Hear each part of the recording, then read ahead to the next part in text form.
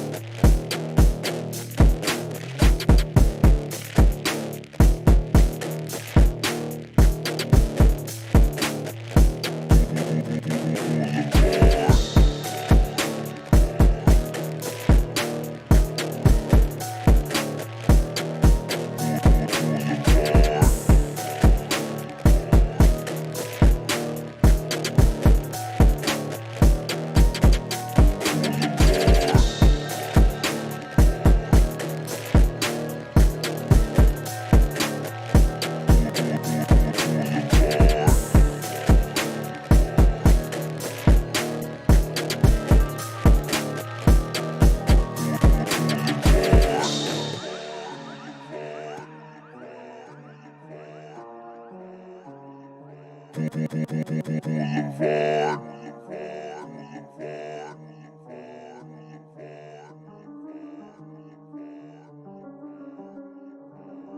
Oh, so close to me, you burn in hell forever, forever, forever, forever, forever. Boulevard.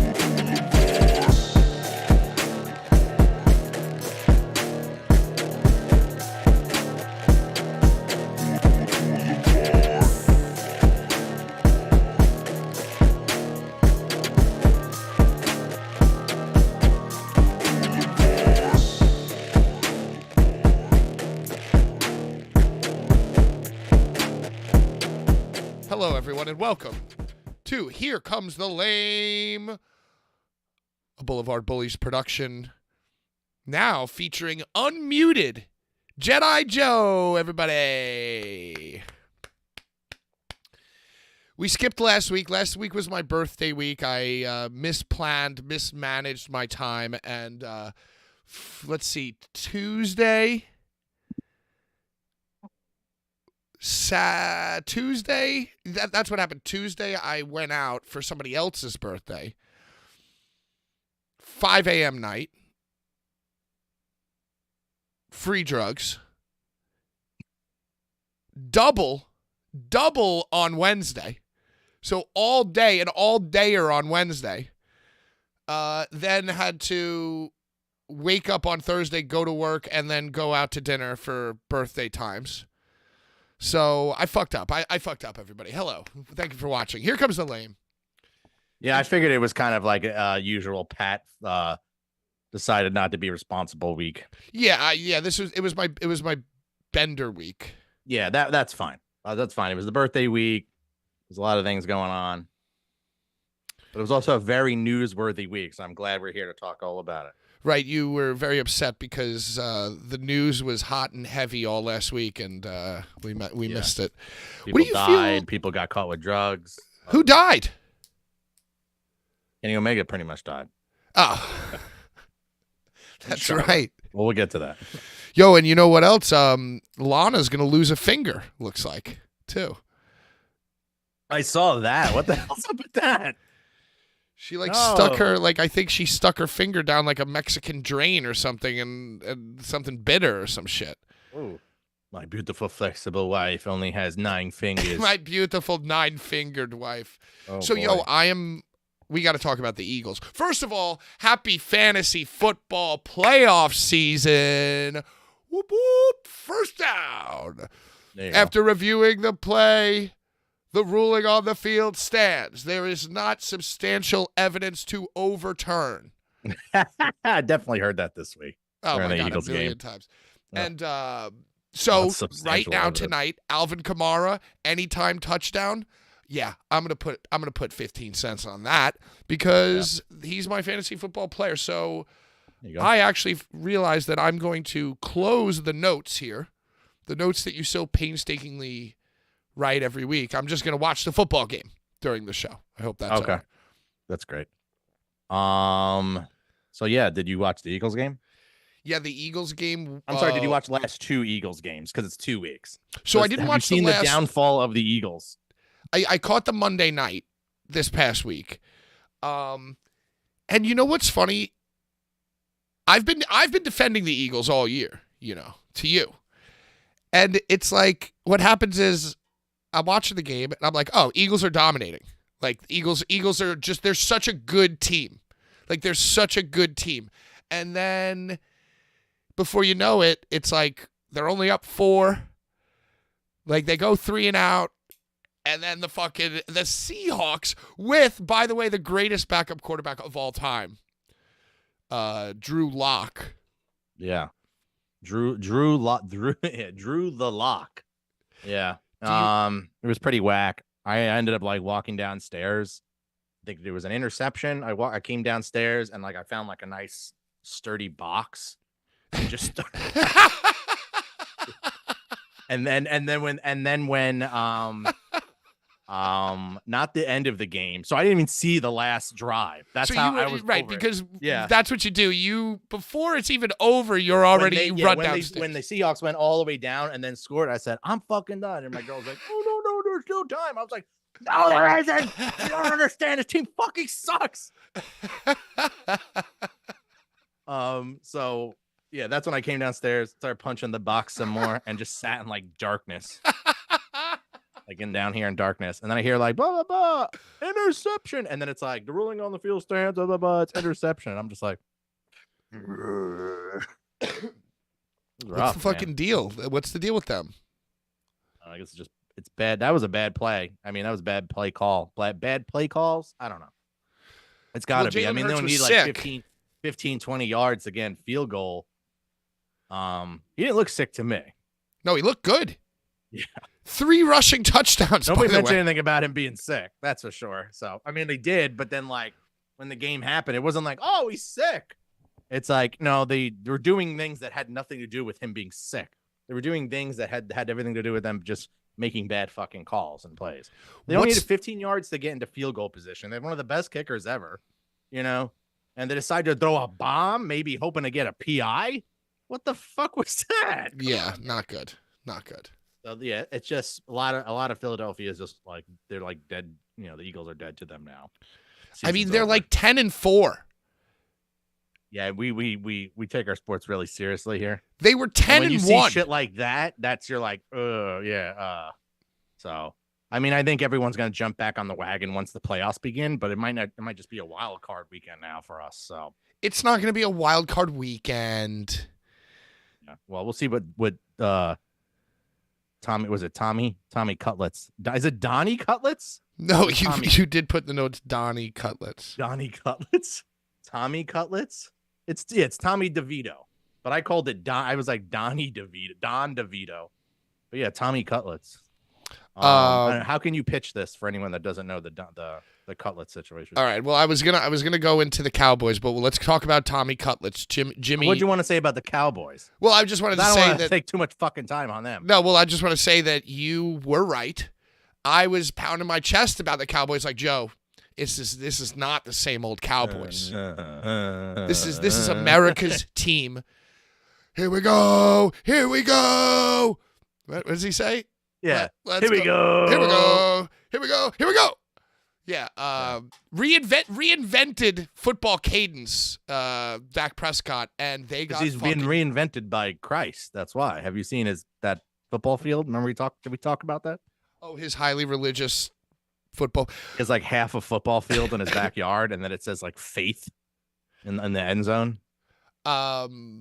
I just wanted to make a quick note that the Bills absolutely fucking destroyed the Cowboys. And you were right. And Cowboys fans everywhere punched their TV. Larry Legend in the chat, shout out Larry, says that the Dolphins are his team. Are they fucking up the division? Well, if you don't know if they're fucking up the division, how much of their team how much of your team are they? You know, you got to watch sports ball religiously like me and Joe. Dolphins are doing good. They're probably going to win. They're definitely going to win the division. But the Ravens people are calling the Ravens a Super Bowl contending team. Yeah, and my girl's a Ravens fan, so like I guess, you know, I have a backup just in case. We're going to be rooting for the birds. Now, when the Ravens make a mistake, does she run to a room and punch things? No. No, okay. Just be like, come on, man. No, I'm the angry one. So yeah, Tommy Cutlets. You must be ecstatic about the Giants actually getting some press this season. Yeah, That is a press. bad press.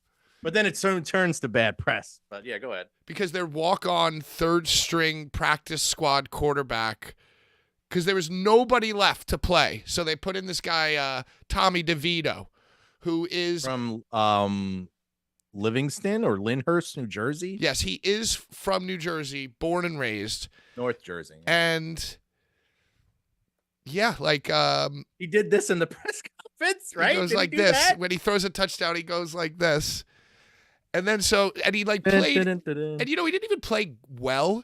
He just like they won the games that he was playing in. Yeah, that's all that matters. And so now he's like America's sweetheart. And Mhm. once and his family is all incredibly Italian. And Yeah, they make they cook cutlets at the game. right, they make chicken tailgate. cutlets and Italian sausage. And so what? No fucking ziti now? At the press conference, and he rolls deep with like 50 of his heavily Italian family. But once the media and once the world got a look at Tommy DeVito's agent, that's what really. I wish I had a hat. Like a This nice guy was dressed like he was he was Joe Pesci in Goodfellas. Let me talk to him. Hey, if you don't The price went up. get the tray of 75. cutlets over here by halftime, we're gonna have a big fucking problem. So Tommy DeVito did a signing at some chicken cutlet pizzeria place that Well, he had other signings already. Like he was getting like a lot of like press. Like how many quarterbacks do signings? Well, Yeah. only the shitty ones, only the ones who don't know how Yeah. to fucking act, dude. Yeah, yeah. You know, So yeah, he he's- had that pizzeria one. right. So he's doing because his agent is Joe Pesci. That's why he's like, you're gonna go to the signing. You're gonna go to the signing, yeah. You're gonna meet the people. You're gonna sign the pizza box. You're gonna take some pictures, and then we're gonna get paid. And then I'm gonna get paid. Yeah. Is that clear? We gotta make hay while the sun is shining. You know, and so he does this like signing, and it was a big story. You know, whatever game, I think it was on Sunday Night Football or whatever. They're like showing clips. They like interviewed the fucking owner of the fucking pizzeria, and then they're like, and they like ate the sandwiches on the air. Like, that's a good cutlet. Yeah. Oh yeah. So like they showed there was like a line around the block. And now there's a story that's come out that ever since he was on national TV, Tommy Cutlets fucking doubled his appearance price in like a week. He apparently was charging them 10 grand for an appearance, and now his agent is apparently responsible for this, though. That they're charging 20 grand for an appearance now. So, did you see what happened after that when he fired the agent or like demoted the agent or something like that? And now went and did the appearance for free. Oh wow, playing some cleaning things up a little bit, Yeah. damage control there. That could have been some wrestling carny shit, though. By the way, though, you know, like say they, you know, brought it like up, and then I got rid of the guy. I'll do it for free. Yeah, you forget about it. Like, Hey, it's me, Tommy Yeah. Cutlet. yeah. There's a lot of carnying going on in the news this week. Yeah, but the fact that the starting quarterback in the NFL would go do a signing at a pizzeria, like I don't care where you grew up. It's really it's like tacky. It's kind of tacky. Yeah. So I mean, I guess that's it for betting and stuff this week. I've been betting on a lot of basketball. It's been working out. I decided to ignore my Christian McCaffrey dream, and I bet on him, but I also put on other guys on the leg, and then he's the only one that hit. So now it means we're only betting on Christian McCaffrey. Only. Right now we're gonna. It's the only football overcorrect. bet we do. That's the only bet we do is Christian McCaffrey over scrimmage yards. That's the only bet we make now on Sundays. You basically whatever day they play. You're doing exactly what Tommy Cutlets did. You doubled you 10,000, doubled it. Yeah. Got in trouble for doing it for free. So like we missed We'll do it Christian live. McCaffrey, and now we're hyper focused, overcorrecting. Yeah. You know, Christian There we go. McCaffrey has carried my fantasy football team to first place and the first seed in the playoffs. So I had a bye last week. All the shitty teams had to like fight to see who plays me. And last week, Christian McCaffrey had the most fantasy points that he's had all year. 41 points, which, by the way, for those of you watching at home, you're hoping that your guy gets like 15. 20 would be good. This guy went for 41 fucking points, and I didn't even have a game. I think so. I'm going to be in the league next year. I'm going to be in fantasy league next year, and I'm definitely taking Christian first overall. Well, you know what? That's fine because I never double dip. It's very rare that I'll go back to somebody for a second year. Oh yeah. Okay. Fair enough. Like I think we'll see what happens. So yeah, he had like an MVP performance, which means that next week when I really need him the most, broken leg. Yeah. Oh god, that would fucking suck. I would cry. Christian. Hey, you want to talk about wrestling? Yeah. Headlines. We got to get the headlines thing like so yeah, we seen that we weren't around last week. We're gonna combine the 2 weeks, which not much happened this week. A lot happened last week, so it's gonna be a little running list. I guess the biggest thing that happened this week was Kenny Omega has been hospitalized and he's out indefinitely, suffering from diverticulitis. Apparently, do you know what that is? When your guts and stuff get like inflamed. Like his organs? I think your intestines. That's what Lesnar No. had. Who? Brock Lesnar had it too. Yo, you know who else had it? My boss at the old T-shirt place, actually. Really? Yeah. Doing what though? He ate too wasn't much. wrestling? He ate too much kale chard or whatever. Swiss chard? Swiss chard. He ate too Swiss much chard Swiss or chard, kale dude. chips? No, he was fucking pounding kale chard, Swiss chard. For That like, and that inflames your gut? Oh shit. well, no, he had like so he had like a hole in his intestine. Yeah. So I don't know if it was inflamed, but he had like a hole. I think it's the same thing. Yeah, he was like in the hospital for like a week. Yeah. It's like very serious. Yeah. So I don't know if he wrestled last week. I have to keep like remembering that this is last week's news as well. But he didn't wrestle last week. He just had the promo with Jericho on Dynamite last week. Right, which And then was, it was- very odd. He was doing the Squidward dance. It was maybe one of their worst promos in AEW history. Goodbye, good night. And then on Friday, he just a picture of him like thumbs up in the hospital, like, oh yeah, I'm not gonna sugarcoat this. I'm out indefinitely. I almost died. I had too much Swiss chard. I don't know how it happened. I guess like he was never like fully back when he came back recently. You know, like he was wearing that bodysuit. Remember? Right. He was doing like it was like I don't know what was going on. Well, with and you that. notice he's not doing like 40-minute one-on-one matches. He's doing tag match. You know, he's like That too. Yeah. I don't know if you remember though or know this, but in PWG they also transferred it to the AEW video game. But in PWG they used to call the F5 the diverticulitis, because Brock Lesnar had diverticulitis.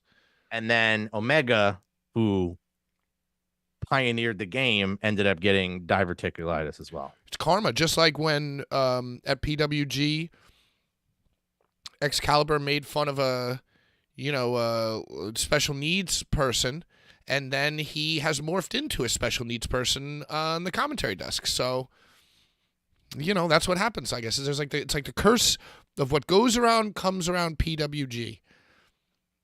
Yeah. Yo, and you know what's crazy too? Somebody tweeted because they said that basically the promo last week on Dynamite, not yesterday, but the week before, was Jericho and Kenny Omega In the ring with Starks and Big Bill. And they were in the ring. Starks and Big Bill were on the ramp, and it was just like the worst, most awkward promo. And I saw it somebody was just all improv or something. Let's just do it live. Yeah, we'll do it live. Fuck it. And it wasn't good. And I think I saw somebody on Twitter go like, wow, the fact that Kenny Omega was definitely on a lot of painkillers during this makes sense. Because like I guess he went to the doctor, took painkillers, went to the show, then got hospitalized, something like that. Shit. Yeah. He's one of my favorites, even regardless of he has been demoted a little bit due to the whole CM Punk thing, but I'd hate to be, see him sick regardless. And it is a huge fucking blow, I think, just roster wise. Yeah. Well, for AEW. And the Bucks have also just left recently too, which is finding really weird as well. That they're saying they're going to take a break, and now Kenny's gone too. They're like, fuck this, we're out of here. We're out of here. I just re-signed, but I'm out. Yeah, I'm hey, just we're gonna gonna stay go on home. vacation. Yeah, I could just sit home. Over to the WWE side of things, Charlotte Flair out 9 months, just re-signed new contract, and then injured herself. More people signing contracts and injuring themselves. Smart. Is this becoming a new thing where people we see this in like professional sports? Now are we seeing this in wrestling as well, where people are like, I already got that money. It's time to fuck off. Well, that's what Jim Cornette was saying that on his pod, and I thought it was actually like kind of brilliant. It's like, yo, if it's like, why wouldn't I attempt this move? Well, like, why wouldn't I want to take this crazy Canadian Destroyer thing? Because if I get hurt, I'll be fine and I'll just get paid. And it's like back in the day, it's like, yeah, okay, workers' rights and all this shit. But when you were making money like off the house in the territories or whatever, like you couldn't afford to get injured. Yeah. Where it's like, it's like, oh, well, if I'm going to get injured, I'm sure that nobody really thinks this way. I'm sure that Charlotte Flair didn't mean to get injured. She looked very upset, by the way, when it happened. Yeah. Like she knew. I didn't even see them. It's What like was it all off? sports. Was it off the moonsault thing? You know, I don't remember what it was off of. Because I heard but- it was she pulled. I don't know if it was a meme, but someone said it was MCL, ACL, meniscus. I don't know Yeah, if she that's a meme, destroyed. though. She destroyed her Yeah. shit. But it's like, you know, she knew right then and there, like, fuck, I'm gonna be out for a long time. You know, it's like, it's different from like here, like, you know, a normal person, a normal civilian will like hear a pop and go, uh-oh. But like these athletes who are like really in tune with their fucking bodies, Yeah. like they know how bad it is when when the pop happens. Yeah. So she was like instantly like upset, you know, like, oh, I'm fucked. Yeah. And to be out for Mania too. You know, next Mania is going to be a huge Mania as well. So hopefully she gets well soon, because that's kind of a blow to the women's roster as well. Always been a fan. Always been a fan of Charlotte Flair. Speaking of women's roster, Liv Morgan, arguably the most infamous story from last week. Probably the most New Jersey person, right behind Tommy Cutlets. So let me put things. The news is all over the place on my phone, but we are going to talk about the Iron Claw red carpet and a little bit of that movie stuff as well. Over here in my area, Rob Feinstein was doing something. We're going to also talk about that and how that was a whole Carney thing as well, which is very funny. But Liv was with MJF at this Iron Claw red carpet the night before she got caught with synthetic weed. And are people saying that she took the fall for MJF? Because they're saying that like she took the fall for somebody else. Are people still saying this, or is this not a thing anymore? I did not read that. I kind of hated like when I saw the mugshot. And it's like you The see it. mugshot was the best part. Well, yeah, because isn't there an Instagram account like Mugshot Baddies? I think there is. It's like women and men with like a hot, like they're like hot in their People mugshot. were sending it to me. They're like, "Whoa, she's still hot even in prison." You know, and it's like you see it once, and then it's like I watched the virus spread like in real time. Like I saw the first, like the breaking news, and then it's just like everywhere. Open up like Instagram, it's starting to be like the most recent, like all the news, it's like the mugshots everywhere. And it's funny because I was like, I happened to be on my phone when it broke. So I was like, oh, I could be in on this. I could be one of the first memes on this. I was like, I don't know. I think it's in poor taste to like post her mugshot. And then like what happens 45 seconds later? Every fucking major account is like posting the mugshot, including the Wrestling Classic, who says that he's like for the wrestlers, like all the wrestlers like love him, and he's like all for the women's wrestlers or whatever. But he still couldn't resist being like, boom, Liv Morgan's mugshot. I hope everyone's about clout and likes. You know, that's all they care about in the end. Yeah. The real vibe is being like Boulevard Bully's Instagram account, which I haven't touched in a week. 1 million impressions still, holding steady. If I decided to try, we could probably get to like 5 million. So there you go. Nah, we go. Let the algorithm do their own thing. So so the result of so I guess she got caught with less than 20 grams of marijuana and also a synthetic oil. She tested positive for THC, and she was also in Florida. Right. How the fuck is this shit legal in Florida? It's legal in Jersey. It's illegal in PA, where the Freemasons only just allowed alcohol in the Acme here, like 7 fucking years ago, and weed was right behind that 4 years ago. But Florida doesn't. And then so wait, where was the Iron Claw? So the Iron Claw red carpet thing, I guess, was in, I'm gonna just say LA somewhere. So probably not. I don't know how. Yeah, I mean, I was just connecting the dots. People were saying that, but I don't know. Maybe she then flew over to Florida or something like that, or maybe I can't tell you exactly where it was. But yeah, the Iron Claw red carpet. I guess MJF went with Liv, or Liv just happened to be invited, or is Liv in the movie? Do you know anything about that? I guess it comes out today, correct? The movie tomorrow, 22nd. There is a preview today, though. You can watch it the night before. Like, you know how movies are. Like, they come out tomorrow on Friday, but Yo, they're really out today. Somewhere in America at Yeah. midnight, there's going to be a group of friends dressed like the Von Erichs at the I mean, movie there's probably theater. people. Well, all right. So what happened was Rob Feinstein, he apparently rented out a movie theater over here in Philly, like about 20 minutes from where I live. And he's like, hey, I rented out a movie theater. This is on Facebook. I rented out a movie theater. Bill Apter's going to be there. We're going to have like, I don't know if he said the Von Erichs were going to be there. I don't know. Somebody was going to be there. There's going to be a Q. Oh, Blue Meanie's going to be there. There's going to be a Q&A and signing and all this stuff before and after. All you have to do is let me know. You can come by for free, but you got to pay your way with like refreshments or whatever like that. And then today he's like, all the theaters filled, but then there's another theater. There's another showing in the room next door. You know, you can come in there. You just got to pay your way in there. So, yeah, if you want to go see the Iron Claw, hit up Rob Feinstein. So, yeah, hit him up. He's the plug. He's the plug. I don't think I want to be in a movie theater. He's got the advanced theater. screening copy, and he just popped it into the DVD player of like a theater. I don't think I want to be in a dark theater with any wrestling marks, let alone Bill Apter and fucking. It said the copy, Rob Feinstein. the copy of the like everybody in the theater. It said like for your consideration on the bottom right hand corner of the movie. Nobody noticed though. Nobody noticed. They cropped it out. Yeah. I don't think there was ever like a free theater that he had. I think he just said that and carnied everyone into going. And he's like, oh, yeah, the theater number 1's closed. But now that you're here, theater number 2 is open. So just come there. You just have to still pay, but pay me directly.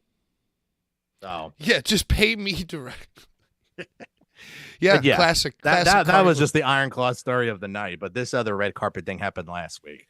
Is there it was like the any premiere. way that Iron Claw is anywhere close to as good as The Wrestler? No, not from the first impressions. I've heard it's just whatever. It's kind of whatever. It's not a great film. It's like a decent film. It's like a draw. Yeah.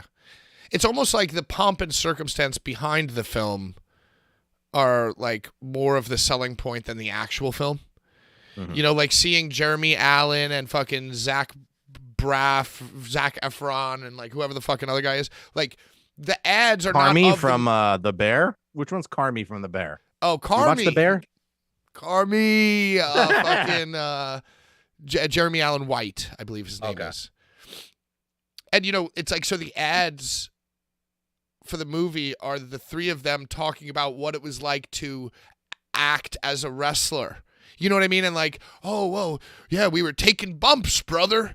You know, it's not easy. These wrestlers, they really know what they're doing. You do get hurt. Wrestling's real, guys. Jeremy Allen loves doing things that are like really rough.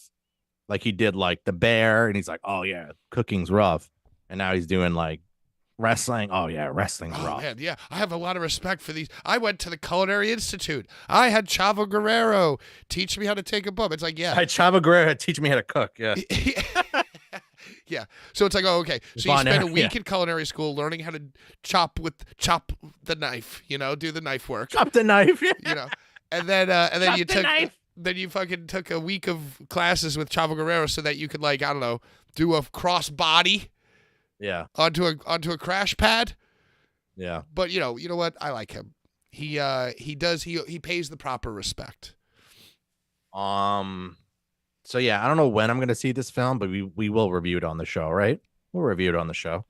Yeah, you know, the only reason that I wanted to see it was to make content out of reviewing it, and you know, just to carry on with what we were saying about like, did I really?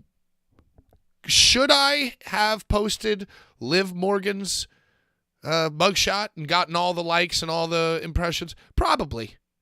But I was like, fuck it. So it's like, should I, if I was a good YouTuber, would I go watch this movie tomorrow and be like the first one to make a review about it and, you know, like do a whole analysis? Yeah, I probably should, but am I going to? No, I'm not. Leave it to the marks. Leave it to the marks. First down. I'm going to be locked in on fantasy football. I'm going to be a full sports mark this week. Speaking of marks, AEW Revolution tickets for Sting's last show at the Greensboro Coliseum are almost sold out. They only have like 1,000 tickets left, and this was last week. So that sounds like it's going to be the show to be at.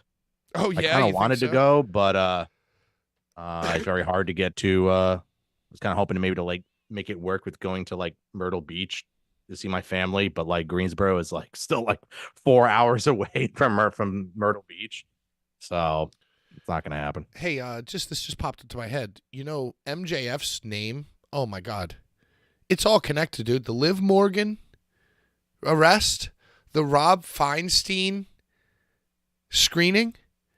MJF, he didn't used to be Friedman. His original Used name. to be. So I was, yeah, I kept that. That was on the tip of my tongue the whole time, and I don't know how to like go into it, but go ahead. Well, no, I mean, MJF, he used to be not Maxwell Jacob Friedman. He was Maxwell Jacob Feinstein. Feinstein. Feinstein. So, He was and you know, Feinstein at like the wasn't he? What? Maybe Larry can answer this question. When did he have to start announcing him as Friedman? Was it at that Lost in New York show? Maybe Larry can answer this question. no, But it had to be before I think we're on then. a serious delay, by the way. I can't tell from chat and how they're responding, but I know there's a delay, but it's like, it seems like, I don't know if people are just responding late or if we're on a serious delay. You know what I mean? No, I don't know. We're good? Yeah. Okay. Hold on, I'm pulling it up on my phone. Because it should only be like 30 seconds or so. Maybe the ad really fucks with it. I don't know.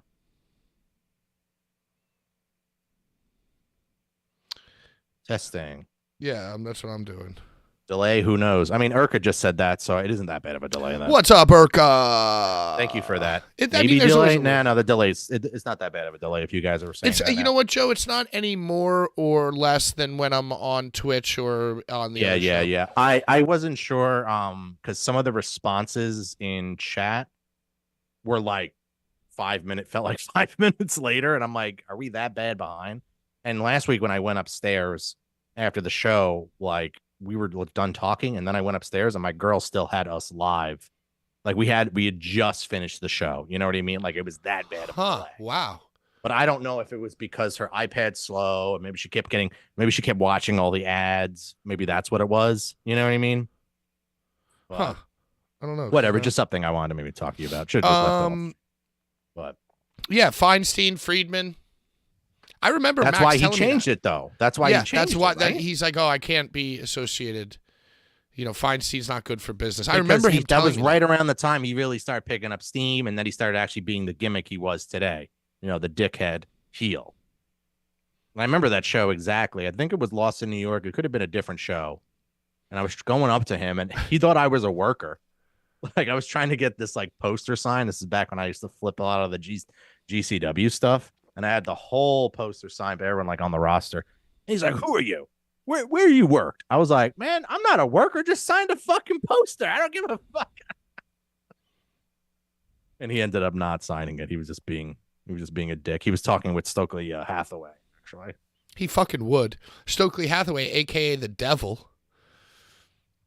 The devil? Yeah. Is he the devil? Or did he do something? So, Joe, we are going to tease. Next week, you're going to have new odds.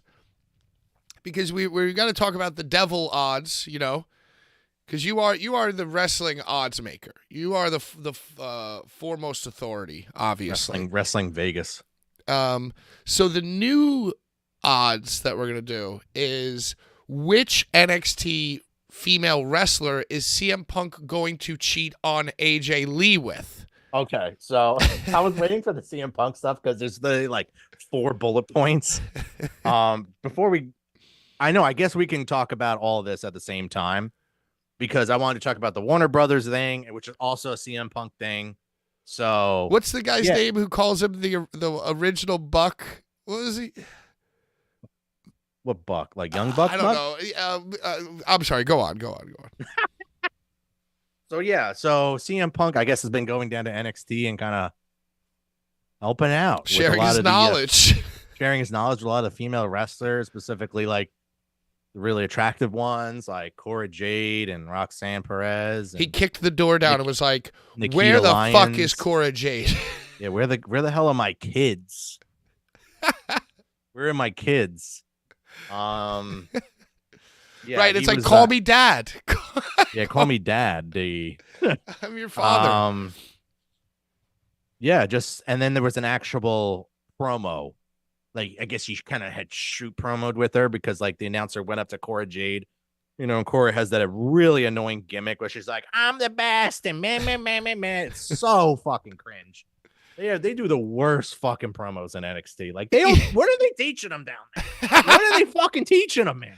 Because then they come up to the main roster. This is a sidebar, but then they come up to the main roster and they just like, it's not any better, man. I'm sorry.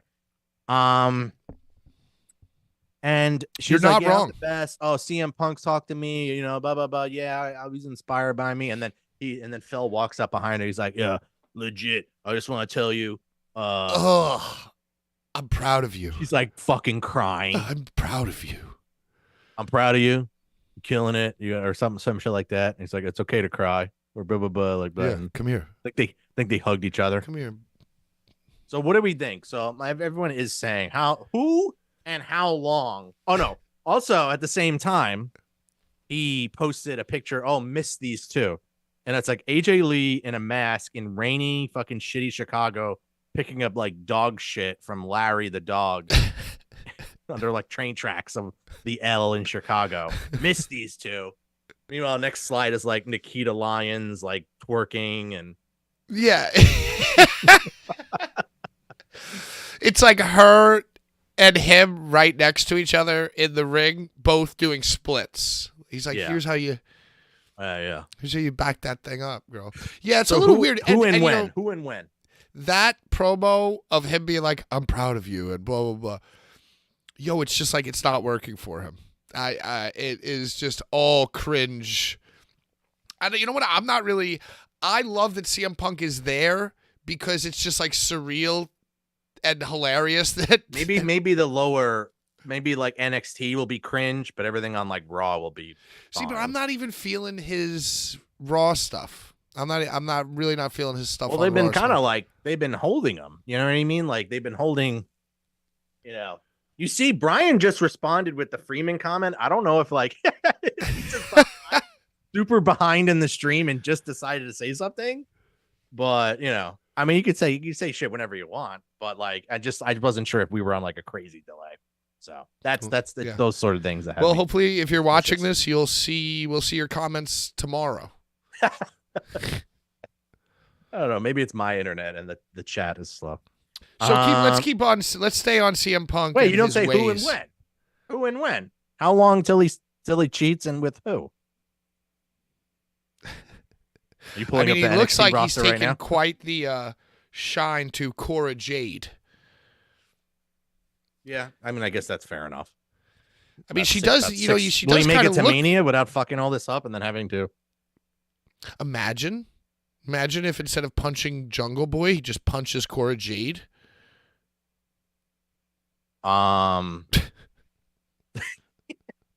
Wait, he punches Cora Jade? Is that what you said? Yeah. All right. What else is he up to? You see that he had his first match signed? Yeah, I heard that he's fighting Dominic Mysterio at the the MSG show after Christmas. So this Tuesday at the Garden.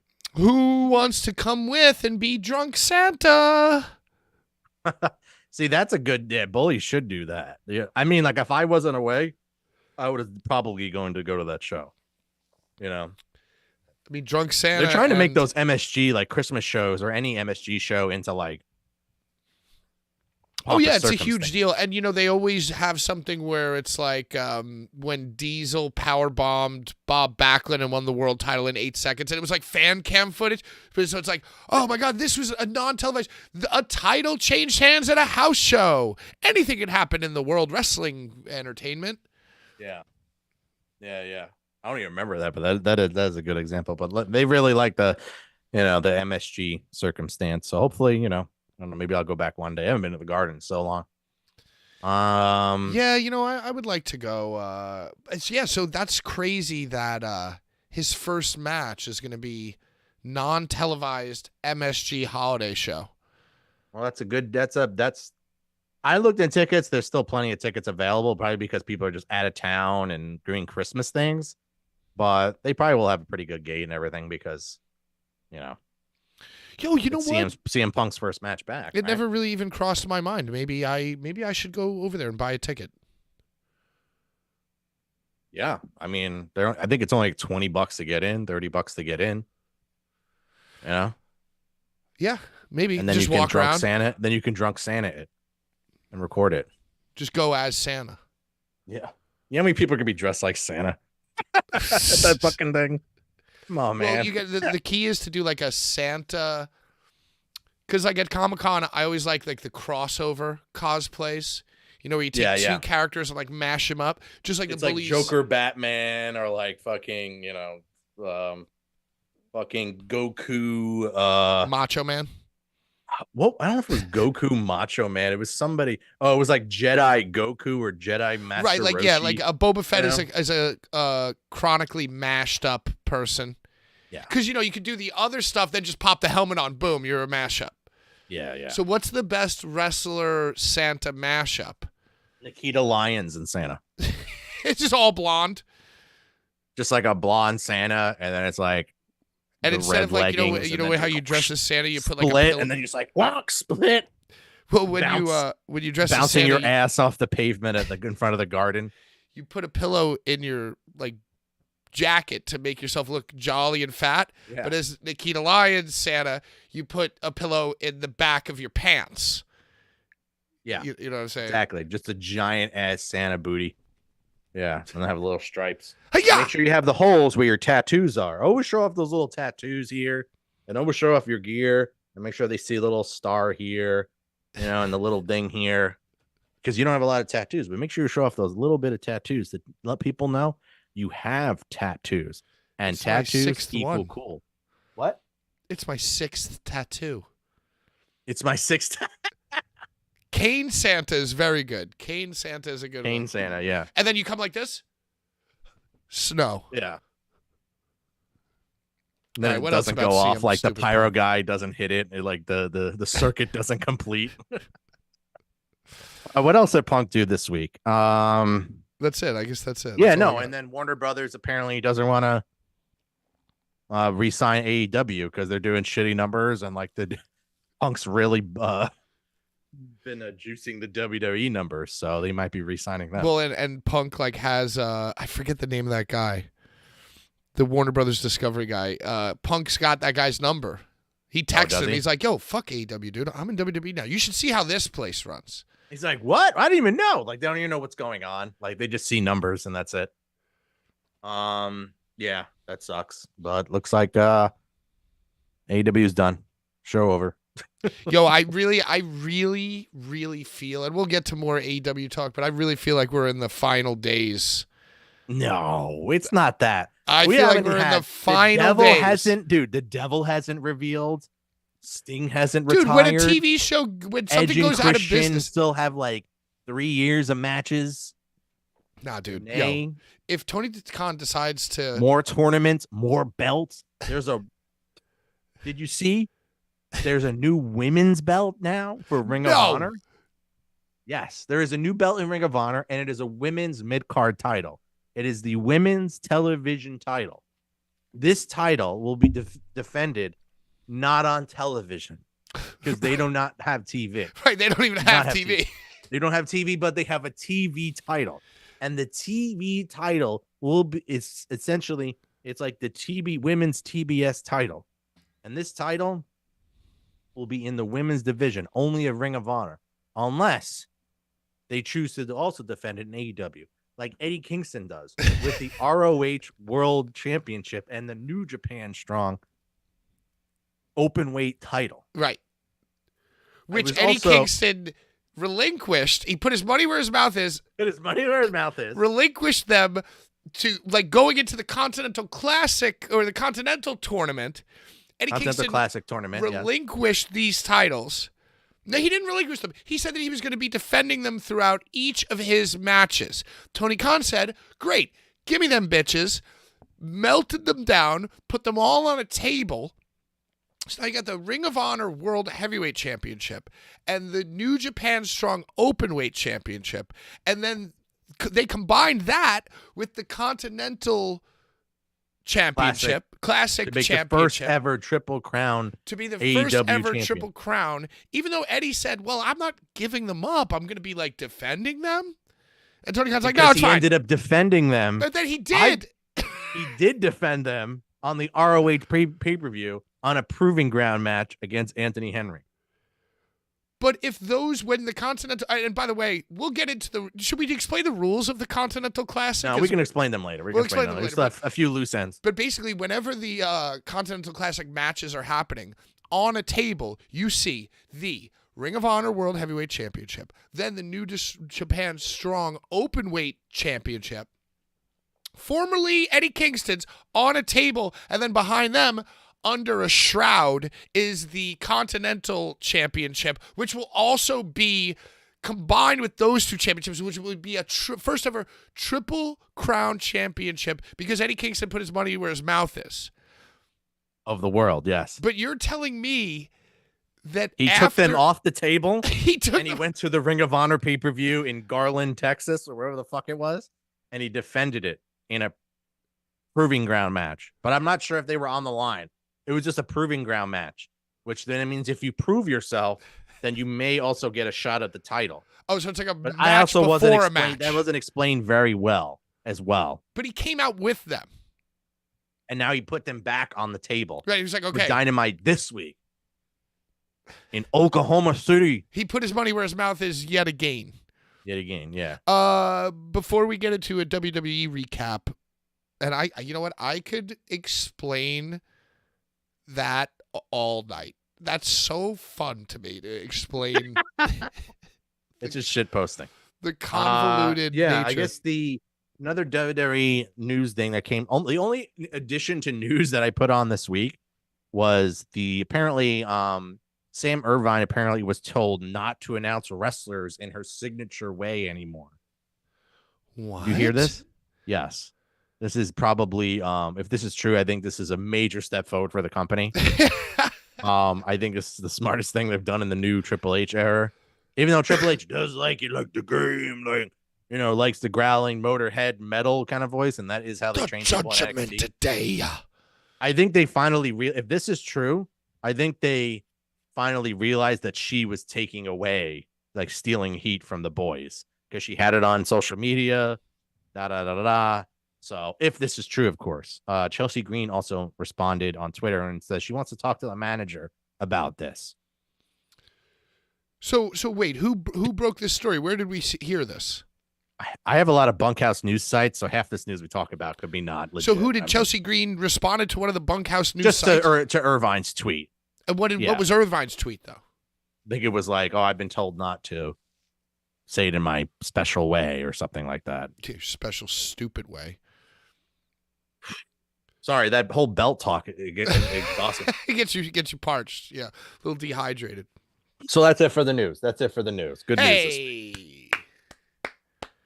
Hey, shout out Samantha Irvine. Free Samantha Irvine. We stand Not my Irvine. Free No. Irvine.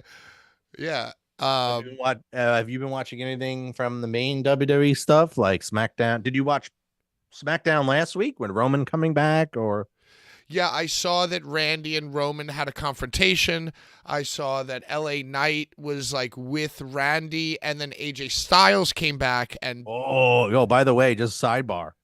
Have you seen the shape AJ's in and the shape Orton's been in? yeah, they got those Endeavor steroids. Hunter is definitely handing out the good stuff. That's what I'm saying. They got that pure HGH shit, dude. They're not messing around with. AJ's fucking huge, bro. They're not messing Holy around with that no fucking run of the mill wrestling steroids. They got that publicly traded fucking undetectable shit. Fuck me. Yeah. It's looking good. Punk's looking good too. Yo, Punk is looking kind of big. Yeah, I think by the time Mania rolls around, it's just gonna be like big dude wrestling again. Yo, like it's gonna be like a next wave of big dude wrestling. Yeah, but all the big dudes are 5'8". And that's fine. We just look big. Just it's gonna be like Hogan and yeah. Warrior. Oh, stop Warrior. everything. I gotta take a sidebar. I gotta take a detour. Did you see that Hulk Hogan got baptized? What? Dude, what? Hulk Hogan, like this No morning. way, brother. No way. He's like, brother. Yo, No way, and he dude. did it. He's got Did he get baptized at his bar and grill in Clearwater? Yeah, in the fountain outside. Yeah. No, Wait, yo, explain. and What is pretty this? sure. Correct me if I'm wrong. Because I saw it, I was like, ah. And much like the Liv Morgan mugshot, when I saw it, like I just couldn't stop seeing it. I did not see this at all. I mean, maybe I did, but maybe let me look it up. But go ahead. He is in all white, and Joe, I need you to confirm this. He's wearing a white sleeveless shirt, and I'm pretty sure he's wearing the white schmata on his head, bandana. I don't think that he exposed his Oh my God. What is on his head? Shmata. What if He got baptized with headwear on. First off, yes, he's baptized with headwear, but when he goes down, he's like, hold my nose, brother, like this. I want to get the nose and He's like terrified. This big dude has been through all this. He's terrified of. He's like, well, I tried everything. Might as well try Jesus. Yo, this I don't know. Wait, when did you see that? That happened today? Or happened yesterday? I didn't see it until either today or yesterday. Yeah, it was yesterday. Then, yeah. Yo, Indian Rocks Baptist Church in Florida. 70-year-old. No worries, no hate, no judgment, only love, brother. Right, that's what I saw him tweet. Yo, you know why? Because he's like, fuck this. I want to be more over than Ric Flair in heaven. Oh my God, dude. Yo, how can you surrender your entire existence to God's plan without taking off your schmata? The comment on this website said on page6.com, the greatest sinners make the greatest saints, hoping it continues to take the high road. Brother.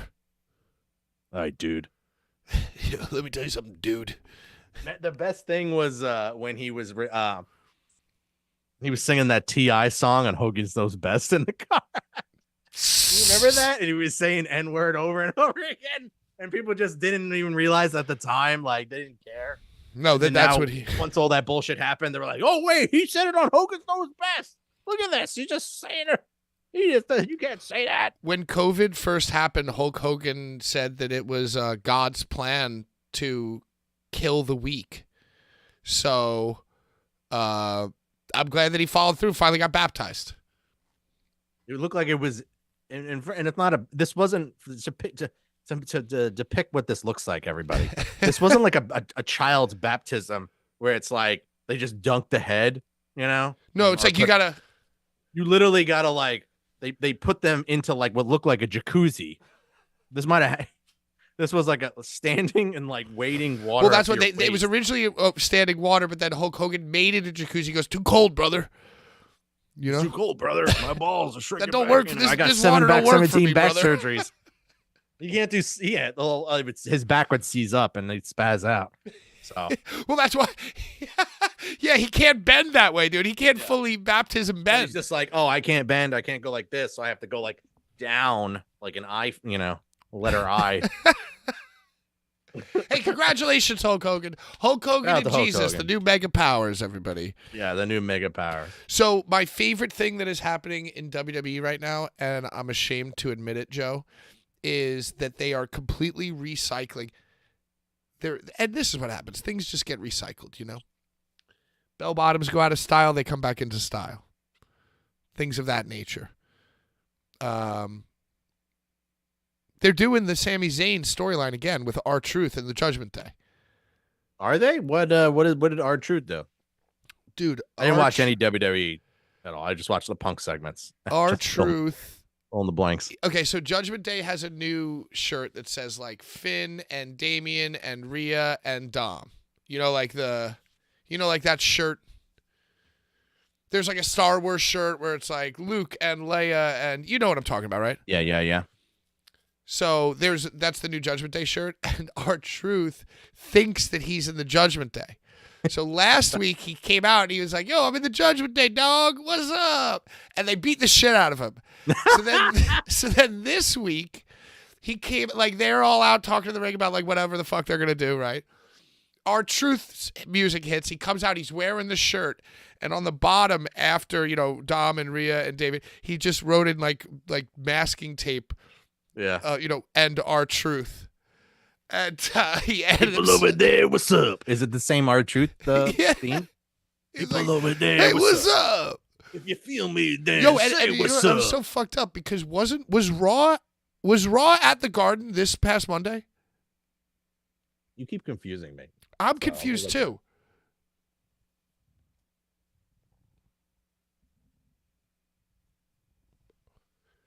Anyway, Keep going. Yeah. So what ended up happening? R-Truth is convinced he's in the Judgment Day. And he comes out, he's like, "Hey guys, you started the show without me. Your friend, R-Truth, who's in the Judgment Day. What's up?" And they're like, and it was really good stuff. Yo, you know what? I'm just a mark for odd couple wrestling angles. Or like the delusional guy who thinks he's in the group is just fucking funny to me. It worked with Sammy. It's working with R-Truth. And they're like, and JD McDonough, because he's the most recent like inductee, he's like the hungriest to tell R-Truth, "You're not in the Judgment Day. You're not in it." Yeah. He's the most like, try hard as fuck. He's like, "You're not in the Judgment Day." Funko Pop. Yeah. And oh my God, he's a Funko Pop with like the Tupac bandana now. He's got it's even worse. His head is like growing. His head is so he's like, "You're not in the Judgment Day." It was from Iowa. Who is? Raw was from Oh, Iowa. Raw was in Iowa. Okay. Wells Fargo Arena, Des Moines. See, I got Iowa. confused. So R-Truth is like, "Hey guys, that initiation beatdown you gave me last week? That shit hurt. He's like, you went a little hard. Like I thought, you took it a little bit beyond." And then JD's like, "You're not in the Judgment Day." And so R-Truth, because he's like insane, somehow twists JD's words around to make it a match that they're going to have JD versus R-Truth in a loser leaves the Judgment Day match. And JD McDonough's like, "You're not even in the Judgment Day. You can't do that match because you're not even in it." And they're all like at Finn's yelling at him and everybody's yelling at him. And then Damian Priest, probably the best fucking thing he's ever done in this company, he grabs the mic and he goes, "I think it's a good idea." Like Damian Priest is like tickled by this idea. Yeah. I think it's a great idea. No. They're like, "Damian, no, what the fuck?" It's an amazing idea. Yeah, he's like, "It's awesome." He's like, but he's like, he let the character down a little bit. He wasn't so much of a tough guy. He was like laughing. He's like, I say we do it. Fuck it. Yeah. Which is very, very funny. And R-Truth won. And now it's like, is JD out of the Judgment Day? Is R-Truth in the Judgment Day? I don't know. I'm glued. I'm glued to it. Finally, R-Truth Finally gets over. But yeah, R-Truth, I would say the it's national not treasure like, should be protected at all costs. I think I would say, yeah, it's kind of like the Generico one, but not actually. No, I don't think they're actually serious about it. Like the Sami Zayn one, I feel like I don't think it's going to end with R-Truth in a match. Well, I mean, the Judgment Day is also not on the level of like fucking Bloodline. Right. You know what I mean? So, but I get what you're saying though. But I will say this, that Sammy trying to join the Judgment or trying to join the Bloodline was like all comedy at first. And then like once like the hooks got in, then it like really became like this emotional thing. I don't think this is going to go that same way. No. Because R-Truth isn't as diverse of a performer as Sammy Just is. around for a little bit, I think. That's it. He's around for a little bit. Yo, but I can fuck around with some R-Truth thinking that he's in the Judgment Day. I think that's fucking awesome. Yeah. Pick Me Steve. That's the name of those storylines. Those storylines are called the Pick Me Steve storylines. Yeah. No, they're right when they're done with the right person or whatever. Um, He's a do you see any of- 125-time 24/7 champion. He's the Yo, 120. how dope would it be if he joined the Judgment Day and brought back the 24/7, Yeah, but like yeah, made yeah. it like purple? Be fucking dope. Yeah. What you see what Roman did? Roman came back and he made Solo the successor to the bloodline. And then Jimmy Uso sold it like it was. Did you see that? It was just like he's like Jimmy, and he's like, He goes like all the way up, and then it's like join me in congratulating, and he's like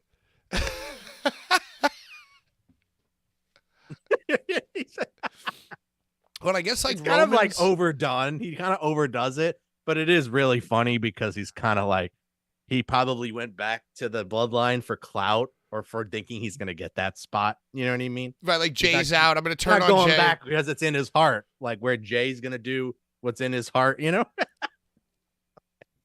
Right. It's so fucking stupid. And it looks like Randy's gonna fight Roman. First of all, did you see that clip of what they do during the commercials? Oh Like, yeah, the What commercial the was fuck, bro? just- Like, all right, so like there was this clip online where it was like, so say like the bloodline's in the ring, right? And then Randy Orton comes out, and then they cut to a commercial. They're like, Randy Orton, what has he got to say right after this? And it's like they cut to a commercial, and Randy's just sitting in the dark during the commercial break at the stairs. right. Well, he's not and even it's sitting; he's completely just silent. pacing back and forth, like kind of going over his shit in his head. Like, Yeah, going over shit in his head. And they're all Heyman and all them are all walking around the ring. yeah, Then it the was weird. music comes back up and the lights come back up, and then they act like it like there wasn't this whole break. I mean, that's been happening forever. But when you actually see that, you know, it's No, but very, they've like being at the live show, like because I went to Raw at some point in my life, and being at the live show, it's like, you know, the guy will like walk around the ring and like say hi to everybody, or like, yeah, you know, he'll do a long entrance. He'll do Right. a longer entrance or whatever. so Randy just cut the entrance short and stood right at the stairs. Steps. Just Yeah. didn't even do anything. Just waited for the commercial to be over. Maybe that's what they do on the 3-hour Raws now. They're just like, oh, you just get down there, and then we're just gonna cut to it. Fuck the live, and it's more about the ads because there's an hour of fucking ads. Yeah, I guess so. I mean, I don't know. It just The only doesn't make reason any they sense. added Like, another hour. how is to does it add an hour of ads? how does it benefit Randy to just stand there rather than like act like, you know, it's like the show stopped essentially. Yeah. And like, so even when they're in ads and you're there live, the show never really just stops. But this clip showed the show completely stopping, Yeah. which And was then really I weird. think it's just like the needs of the many outweigh the needs of the few, and the few are just like that 20,000 in the arena. It's like, well, we don't care what they're seeing. I guess you so, know, but I mean, I It's more just don't about see the the million benefit. or so people watching it around the world, what they see and what they see as the TV product. You know, Yeah, and WWE's probably like, well, if somebody tweets this, it's going to get a bajillion views, and we're going to look even doper. It's like no publicity is bad publicity type of thing. yeah, I guess, yeah. So yeah, so we were talking about Orton versus Roman where at day one, Yo, because you they know just what? announced that Raw day one thing. I keep forgetting that But this day is one for is a thing. SmackDown though. I'm sorry. I keep forgetting that day one is a thing. So it's called SmackDown Day One. No. I think it's only Raw day one. Oh, okay, I think but it's Roman got connected to announced a for show. Raw day one. Sorry. Day one Keep is interrupting. connected to a brand. I think so, but I think Roman got announced for it though, even though he's SmackDown. Well, it's a PLE, right? It's not like it's not like it's going to be on Monday No, night. it's a Raw. It's just a Raw. Oh, that's weird because it was a PLE at one point, right? Yeah, but I think it's only a Raw, and the next PLE is. I Raw. could be really wrong. I could be. Don't quote me on this shit. Maybe somebody knows in chat. But I think the next PLE is Rumble. Huh. Well, I guess that So- would make sense. But they wouldn't have a PLE on a Monday. Well, no, they wouldn't. They would either make it Raw parentheses Day One, or they would make it its own thing. Yeah, I could be wrong. I think they just started promoting it this week, so and it probably Yeah, doesn't help. I don't actually watch completely the forgot shows. that they were going to do something like that. I mean, that's not the worst thing in the world because that way it's like if you want Randy in the Rumble, you could have him do the title shot at Day One, Yo, because I don't think it would be smart to start promoting Randy versus Roman at the Rumble and then have Randy lose. No, they should be promoting it now and then either have it at this Raw show or have it at Rumble and not have Orton or Roman in the Rumble. Right. And plenty of Orton guys. has to lose. Like, I love me some Orton. I like old Orton. I never liked young Orton, but I like old Orton. I'm a young Orton guy. It's funny because Roman did mention that, like, this ain't 2007. I'm the guy. It's like 2007. I'm like, yeah. I mean, 2009 was the best Orton, I think. That was when he won the Rumble. I hear voices. Yeah, the first time. Yeah. That was when he was punting everybody and he faced Shane McMahon. And you remember when he yelled at Mark Henry? That's the last time you saw Mark Henry on WWE TV. I'm sorry. Please re-jog my memory. Mark Henry had like an Achilles. So, you know, like that scooter that you get when you get the Achilles? Where it's like it's like a crutch and a scooter. Yeah, like you put your knee on like the pad and you push with your other leg. Like Mark Henry for some reason had that. And like Orton just berated him. Like it was like, what are you gonna do about it? You're a fucking bitch. You know, whatever. Like he was just like saying like horrible shit to him. Cause it was like I think it was like Raw 25 or something, and all the legends were there. And Randy's gimmick was that he was going around insulting all the legends or something. Something like that. And shit. And he's like, he like buries Mark Henry. Mark Henry doesn't do anything, and he's just like Eeyore, like sad face, like starts like world's strongest man. Yeah, he wheels himself away. Like there wasn't a squeaky wheel, but there should have been. Like his little scooter should have had it like. And as he's scooting away, like Randy's like, yeah. Scoot away. You ain't gonna do anything about it. You suck. Like you know, and he basically just like completely buried him. And I think that's the last time you ever saw Mark Henry on TV. And then he just like probably stayed on the brand or whatever like that, and then eventually went to AEW, I guess. It's time for the main event. It's time. Oh, have you seen that? No. The where they have to redo all the takes doing that with the other workers. Like this is why they don't do live takes or live promos or whatever like that in AEW, or not when they do like backstage vignettes and all those. Time for the main event, like having both guys that are in the main right side by side, and then Mark's asking questions. Those were always taped. So what, like the bloopers got leaked or something? Yes, the bloopers got leaked. Yeah, and then finally he's just like, oh fuck. Moxley's like, let's do it again. You know, and then the guy's like, tonight I'm good.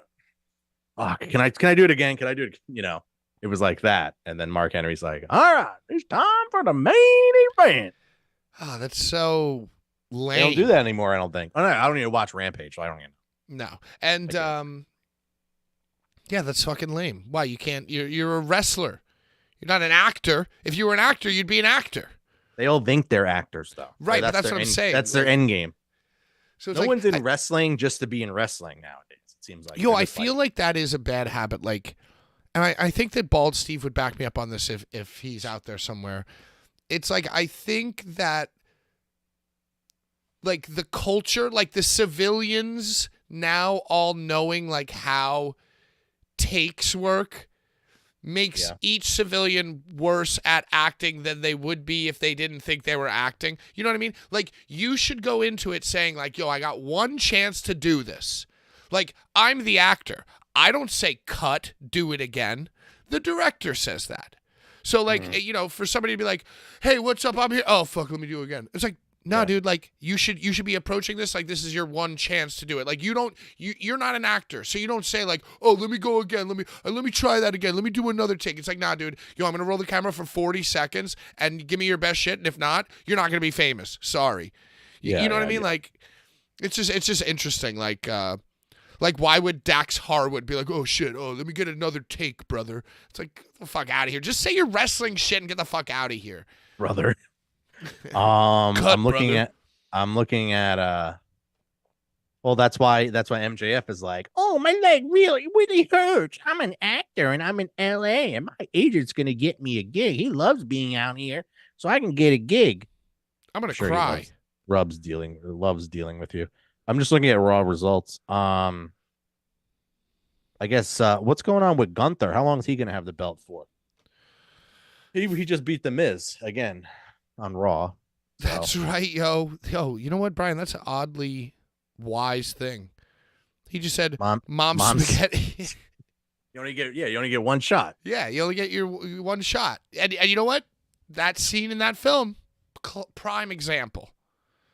Like, what? You're gonna be in a freestyle battle? You're gonna be the only white guy in a freestyle battle? You're like, oh wait, hold on, let me try. Let me get another take, brother. Fuck. Let me get another baptism take, brother. Wait, hold on. We didn't catch that. Hold on. Let me go. I got dry clothes in the car. Let's try that one again, brother. Fuck, I don't want to do it bald. I got a schmata in the car. Yeah, a schmata. Yeah, he's so bald. I guess that's it for the E this week. They're dead, next. Yeah, it's pretty much going to be just like bullshitting for the next few weeks with the E. And I guess they have to, even though because the next pay-per-view is or premium live event PLE is not till Rumble. So I kind of I love the Royal Rumble. I really do, even though it's never fun. But no, it's always fun. It's fun as fuck. Yeah, I mean, it's never like.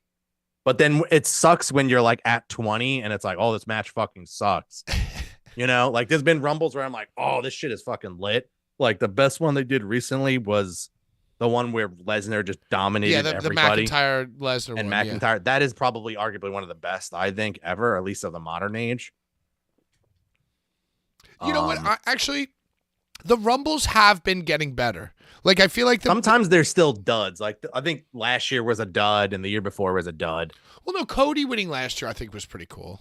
But it was still the match itself was kind of duddy. I'm not saying exactly like the winner is a dud. I'm just saying like the match itself is a dud. Right. Like it's no like high spots. There's no real like Kofi thing. It's just like who keeps coming out. It's just like NXT fucking jobber like kids and like whoever the fuck. Like they're American highs and Alpha lows. and like fucking Otis. And it's like Otis is coming out at like number 27. It's like, dude, like, no, that's bad fucking booking. Well, when you have like the last 5 need to be bangers. Like the last side should be like all your fucking not top guys, but at least like people you think might fucking go, you know, like to the end. Yeah. Well, instead of being like Otis or like Santino or somebody, you know. You know, I feel like the first 15 minutes of the Royal Rumble is mad fun. And like and then you're like, oh fuck, we're already halfway through and this shit sucks. And only one person's in it now because they haven't. Some years they don't fill the ring. They don't do that booking. You know, some years they fill the ring and it's like there's no room in the ring. It's like 12 fucking guys in there. Those are the best ones because everyone's doing like spots and everyone's getting a little creative. It feels like they've kind of gotten away from that. But then every once in a while they will throw one like that in. Yeah, that's true. Kofi botched the Kofi last year. Yeah, then there was that too. Yeah. Was that a real botch or was that like a shoot botch? Well, you know, nothing's real anymore. Right. Well, that makes sense. It's like if Kofi was smart, he'd be like, oh, you know, oh no, sometimes I don't do the thing. You know, sometimes I don't do the thing. That was probably just his excuse. Like, yeah, I wanted to show that like sometimes I don't do the thing. Yeah. It's like, oh, okay, buddy, you slipped. You fucking slipped. But anyway, what I was going to say is that the build up to the Royal Rumble is always kind of boring. Like, I'm always more invested in the title match than I am the actual Royal Rumble. Because the Royal Rumble, it's like generic build up. Like, people are arguing with each other because they're all going to be in the Royal Rumble, you know? And it's like... But it looks like they're already doing a better job of booking it anyway because Punk's like, I'm announcing myself to be in the Royal Rumble. You know what I mean? Like, they're announcing people really early now. So I think they're going to definitely book it a little better because this is also H's first Rumble under the new full creative. Yeah, maybe, full creative. I have high hopes. It's time to play the game. Maybe he wins it. Maybe he comes out to start WrestleMania. Oh wait, he already did that. The King of Kings. He came out first and said, "I'm going to leave my boots in the middle of the ring. Bow down to the game." How long till he comes back? I don't think he's ever coming back because his heart will explode. Oh, wait. Yeah, his is not a nerve thing. He doesn't have diverticulitis where you could just have the billionaire backer like swap out. It's not like Paige and Edge and Bryan where they were like a neck nerve thing, you know? No, his heart, like he can't run. Yeah. Yeah, he can't put a lot on that. So is he still working out? He's somehow, or maybe he just does a modified workout or something. No, I think the whole thing is that heart medicine, whatever brought him back to life, the same thing that made AJ Styles fucking jacked. Oh boy, yeah, there you go. They You don't got some- want none. You You don't want none. And man, great, now a huge Rumble moment when he debuted. He number what? 4? This whole show is just us singing the songs and talking about the Continental Classic. Oh fuck, we got. Oh no, we're getting to AEW. We're going here. to AEW oh, right my God. now. Thank God. I thought we missed our fucking window here. By the way, I have some. If anyone wants these tonight, I can put them in an envelope for aid. Now that we're going to the AEW block of the show, Ooh, those all Upper relevant Deck. workers. You see that? Wow, you got Cody. Who's that first one? Mankind? Oh no, that's Riho. Rihu. She's my favorite too. Cody. Ricky Starks, all relevant. This is from the first edition of AEW. Wow. You should hold on Yeah. to that Riho. I think that's going to be worth I money. should hold on to this Kenny Omega. He might not work ever again. So if anyone wants Yeah, his those, kidney blew up. or wants a a single one, I can throw it in an envelope and stamp and just send it over to you. Well, no charge. No charge. So yeah, AEW from AEW Dynamite from Oklahoma City. I was about to say Michigan. Oklahoma City, Oklahoma, I believe, yeah. What was it? Home of JR. The Sooners. And JR was on the show also. They brought him in. They wheeled his ass out, huh? He was in the main event. Not to fast forward to the main He event, wrestled but in the main event. he wrestled in the main event. Urka says, by the way, that she loves her Tammy Lynn so much. Yeah, you got it. Yeah, she's No in problem. the same prison as R. Kelly. Oh yeah, I'll be looking at the cockroach at the corner of the room. Yeah, he'd be looking Hey, shut at the me. fuck up. I'm trying to sleep. All right, so the Renee over and under for this week is 2.5. Oh, my God. Well, what was it last week? 3.5? I'm going to go over. I'm just rocking these Going overs. down, bro. I'm rocking these All overs. right, going yeah, over? because you All right. got me. All right, so if anyone is not aware, there is a tournament going on in AEW right now. It's called the Continental Classic Tournament. It is a round robin tournament Okay. that consists of 2 blocks, Mm. 6 men each in each block, a gold league and a blue league. Okay. Each match is 1-on-1 and contested in 20-minute intervals, no 20-minute time limit, one fall to a finish, and no outside interference, no one allowed ringside or whatever like that. Right now in the Gold League. Wait, what are the Excuse- points? How do the I'm points sorry. break down? Okay, so in the point breakdown is for a win, if you get a win, that's 3 points. If there's a draw, a 20-minute draw, that's 2 points. And a loss, an L, is 0 The points. draw is 1 point, I believe. The draw is 1 point. Yeah, I I'm believe fucking so. up my own shtick. I'm fucking up my own I shtick. haven't even researched this. I just remember it from every time. 3-1, yeah. Because then people would just be taking L's, like if they had to. It's like, well, fuck it. They just be like finger poking of doom and shit. All right. So yeah, draws are 1 and losses are 0. And Okay. then yeah. So basically you have to wrestle everyone in your block at least once. And then whoever are the top 2 or 3, we will get to that. They can be a 3-way. We can get to that. Whoever are the highest points in each block will then move to the semis. And then whoever wins that semi of the highest point leaders at the end will go to the finals. And then the finals will be at World's End at the pay-per-view December 30th in Long Island. And what and those finals, the winner of that gets crowned the Continental Champion. The Continental Classic champion and the first ever Triple Crown champion in AEW, because Eddie Kingston took his titles and put his money where his mouth was. He put his money where his mouth was, and still is. And he took the ROH World Heavyweight Championship, and he took the New Japan Strong Openweight title. Okay.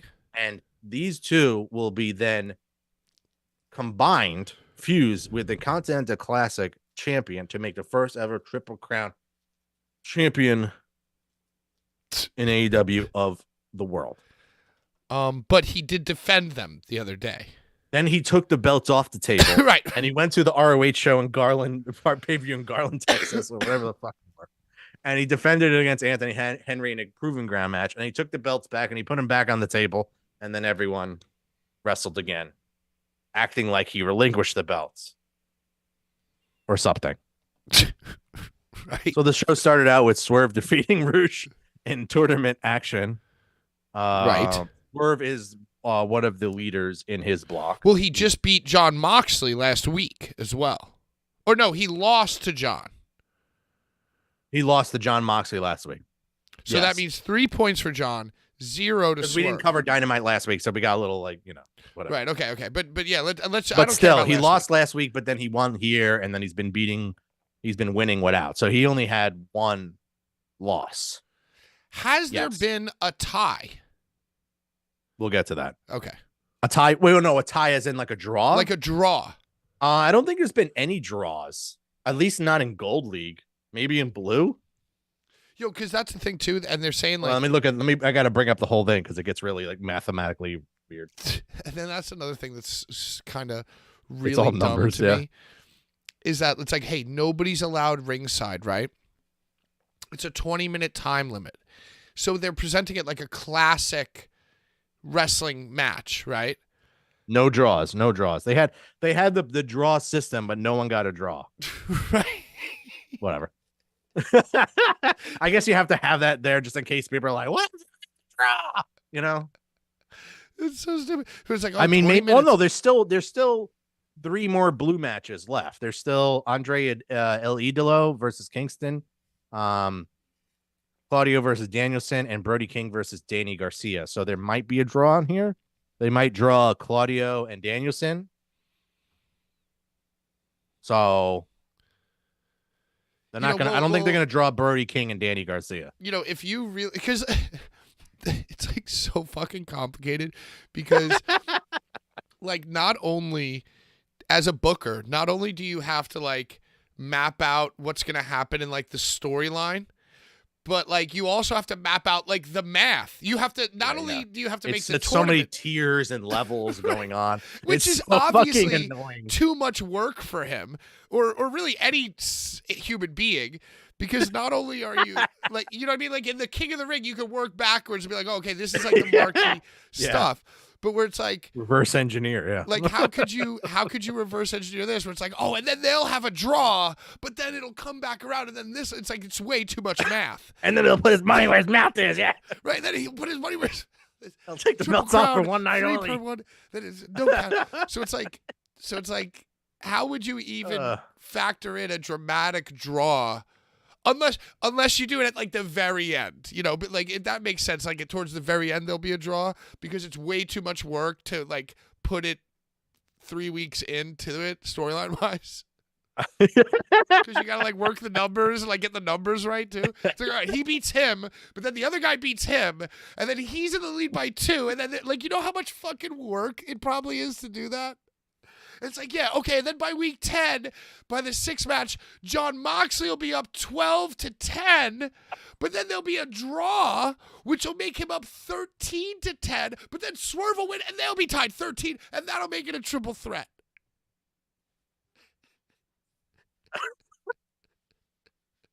Like, think about how fucking insane you have to be to sit down and write that. I'm done. I'm dead. It's like a beautiful mind, dude. It's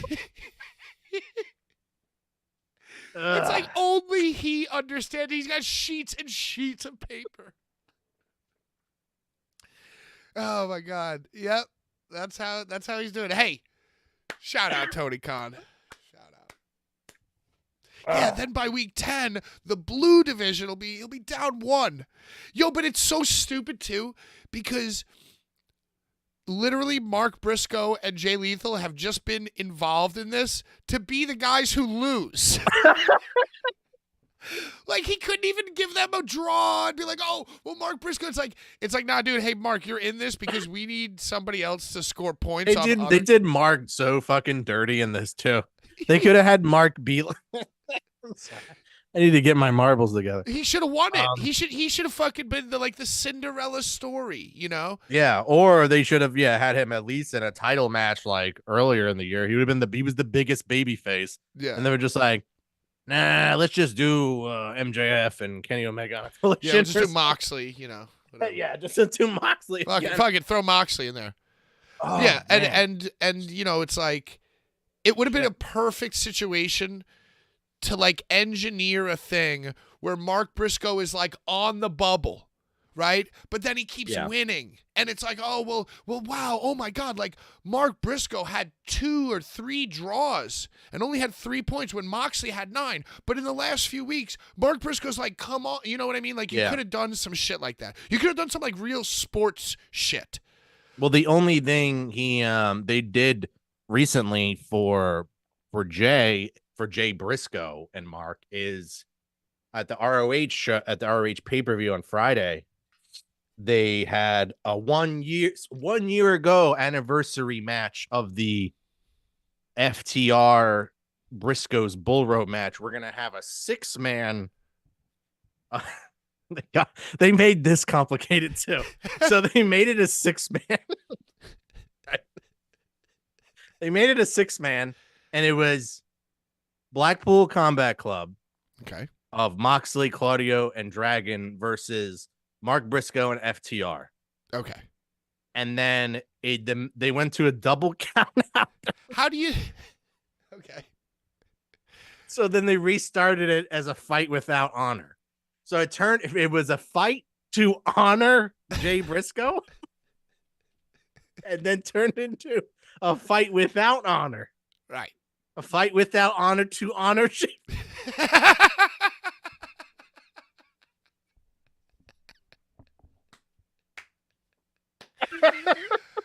And meanwhile, the champion of this company is Kenny Kingston, who put his money where his mouth is. And combined that Ring of Honor title with the New Japan. Oh my God, that's so fucking funny. Yeah, yo, and so if you really look at the booking of the Continental Classic, it's so stupid because it's oh yeah, and you could do draws, yet there have been no draws. Right? Yeah, no draws. I mean, there might be a draw this weekend because it looks like so the Gold League is wrapped up, and it's first of all Jay Lethal won. At least Mark Briscoe won 1 match. Yeah, but after that's another thing. They get mathematically eliminated, and they have to keep wrestling. Yeah, you have to keep giving a shit and play spoiler. Yeah, right, he did win 1 match. Yeah, no. And then they have this thing where it's you could do draws, but draws, which is weird, right? Because it's oh, you get 1 point for a draw, doesn't even factor in to the last 8 weeks of matches, right, or whatever. Yeah. Then this is what fucked me up the other day because I've been paying attention until recently. It's okay, hey, 20 minutes. It's almost like the Ring of Honor. It's pure honor, right? It's okay, 20 minutes. Handshake. Pure wrestling rules. Right. And you think it was 20-minute time limit. No, well, that was 20-minute time. You had the handshake, or the code of honor was always a handshake. And then it became pure wrestling rules, 20-minute time limit. No, only 3 rope breaks. Right. And there might have been another rule in there also. But basically, the way that they set up these matches, hey, nobody at ringside, 20 minutes, point system. They set it up it's going to be classic, wrestling, gentlemen's competition, right? Yeah. And then what do I fucking see the other day? It's Moxley's just having a Moxley match. He's just fighting in the crowd. Referee ain't even counting, dude. Yo, and even in my mind, I'm oh, this would be perfect because him and Strickland are tied, whatever. So he's trying to have a Moxie match, but it's yo, no, I'm literally counting 10 seconds and then it's a double count out. 1 point each. Oh, the drama. Nah, he just fought in the crowd for 10 minutes, got back in the ring. It was just a regular fucking, Yeah, some people have been like, "Oh, it's been the best part of the shows. Like the shows suck because they only pulled like a zero. They pulled a .26 last night on the Yikes. fucking Nelson. So that's like arguably their lowest rated Dynamite ever. Then they say like, oh well, the they said that the tournament has been the best part of these Dynamites though, and I'm like, I mean, yeah, there's been some like good matches, but I feel like they really left a lot on the table with this. Now that we're pretty much at the end, I haven't also watched any of the Blue League really, so I don't know what Dragons matches were like. I think the match with him and Andrade was good, but nothing stood out from the Gold League. So I feel so sad that AEW is coming to an end because I feel like we're in the best. I feel like it's better now than ever. Like I never want it to go away. Like I always just want it to be a thing. Yeah, the memes. Yeah, for the memes. Like a meme generator. Yeah, meme generator. Speaking of meme generator, Chris Jericho had a promo of talking about Kenny Omega and the Golden Jets. What have I become? Yeah, now nothing. You will become nothing because he has no one to leech off of at the moment. Somebody tweeted, Chris Jericho looks like an air fryer. That's a good one. Yeah, he basically got himself over at Kenny's expense. He's like, "Oh, get well soon, Kenny. And I bid you adieu and good night and goodbye. Bang." And he said, "The truth is in my mind." Yeah, it was fucking whack. And then we have more tournament action. Mark Briscoe over at Jay Lethal. So Mark gets his only. Oh yeah, well when the two winless teams play each other, somebody's gonna win. In the very last week, yeah. Oh, so stupid. Yo, would have been perfect. Wouldn't it have made more sense if you had it like earlier in the tournament, maybe? And then you have like Mark Briscoe's like all his name is at the top above like Moxley and all them to start, and get somewhat of like a rub, or have them in the running as like the first 3 or 4 guys with the W. You know what I mean? Yo, shout out John Richter, $5 super chat, late as fuck. Rest in peace, AEW. Hey, shout out for John Richter. There you go. Shout out AEW. Thanks for the $5. If Richter, if you want these cards that are AEW cards, I'll send him over to you. Just shoot me your address or whatever. Yeah, but and you know what sucks too, Joe? I feel like they're using the tournament as a. Well, first of all, when Eddie Kingston had the original promo where he put his money where his mouth is and put his Ring of Honor championship title on the line and New Japan Strong Openweight title on the line as part of the Continental Classic to make it the new and better version of G1, which Eddie Kingston loves so much because, whatever. And All Japan. It's a love letter to All Japan wrestling. So right there at that promo, I thought that Eddie Kingston was going to win. And I'm like, oh, this is going to be great. They're pushing Eddie. Then I see like how it's going to go, and it's like, okay, well, like Eddie's not even going to factor in, it doesn't seem like. Like, is Eddie even involved in the major? It would have been a perfect time to push Eddie. And then once I saw that Mark Briscoe or Jay Lethal were in it, they could have done it with either of them. They could have used this to get Mark to where he should have been when his brother died. Yeah. Or they could have used this to get all the stink off of Jay Lethal. And it could have been. It could have instead. Now it's just Moxley gets more of a push.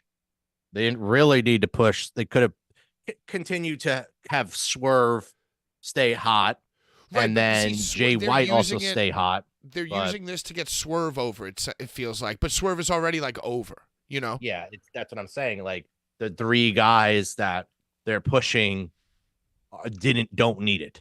At least the 3 guys they're pushing in the Gold League don't need it. Right. And like Moxley, because they're pushing.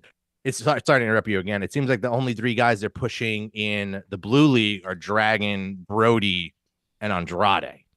So that's a little different. Yeah. I guess I am talking about Gold because I don't even watch Saturday night.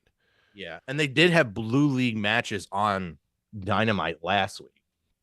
I didn't watch those either, Joe. Yeah, well. But yeah, I guess last week didn't happen. If we didn't talk about it, it didn't happen. Is that when you have something this complicated and this like quote unquote real sports-y, it would have been great to have it include some type of underdog story. And it's like Moxley needs to be there, and Moxley needs to be undefeated. There's no juice. It's just matches. Right. That's all it is. And There's no juice. And the guys who you think are going to win every single time. And even if the guy who you don't think is going to win, even if the outcome is different than you think it is, it's not prepared or booked finely enough for like the numbers of that result to make a difference in the overall scheme. Yeah. So it's just like, it's just too much work. It's too complicated. It's fucking stupid. And I hate it. But I love talking about it on this show with you. Speaking of hating on something, MJF and Samoa Joe had a promo. I guess it was Joe. It was fucking MJF calling Joe fat or something about his diet or some shit. And then he would. And then the devil memes. The devils came out and surrounded the ring, and then the lights went out. And then so the lights went out. And they surrounded the ring. This is the worst. I gotta stop you right here. I gotta stop you. I don't know what you're about to say. I can only imagine what you're about to say. But I just need to tell you. And I know it's like too obvious to even waste my breath on. But the fact that they have a group in this promotion called the House of Black, and their gimmick is that they use the darkness to their they got Undertaker powers. And by the way, when Malachi Black first came out and like his lights would go out in the middle of his intro and then he'd like appear somewhere else, that was so dope and so original. But like if you're going to have that guy and that presentation on your show program, yeah, why would there be another guy with the same powers? This wasn't though. No, but he takes over the screen and he flickers on and off. And last week they did lights off, lights on. They've been doing lights off since the first fucking Dynamite. Well, and Dark Order used to do lights off, lights on. Dude, they're fucking Cody Rhodes doing it. Yo, everybody, the sound, the light guy is for sale. You slip him a 20, he'll fucking control those lights for you. Oh, I'm sorry. Continue about this devil thing. I had to say that. So the lights went out and he just appeared on the fucking screen again. But this time they didn't let him talk. Because remember when he talked like 3 weeks ago or 2 weeks ago, whatever it was, and they were like, "Oh, it sounds like Jungle Boy." They didn't let him talk this time. They learned their lesson. Right. So they just had like words come up, like like etched out fucking words, like spooky looking words, like. Ugh. Put your money where your mouth is and all this shit. And it was like next week, put up the ROH titles. Do you accept? Will you up? Yes. So then he's like, lights go back up. They're gone. And then they're in the ring. And Joe's like, I accept. Because like MJF was like, I don't know. We got to talk about this. I'm not going to. Joe's like, fuck that. I accept.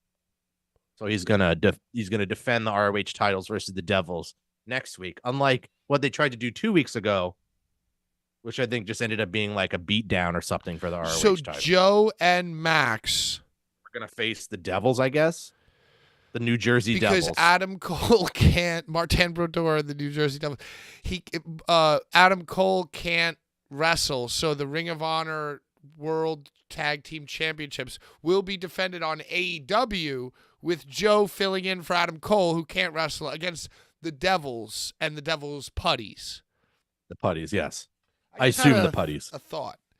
Yeah. What if there is no main unmasking of the devil, but it's a wrestler like Samoa Joe who reveals himself as the puppet master of the devils, and like the person who we are perceiving as like the main devil is really just like the sub boss, and there's like a. So I mean, it's the Dark Order story all over again, because that's what happened with Brody Lee, and that's what Evil Uno was the sub boss.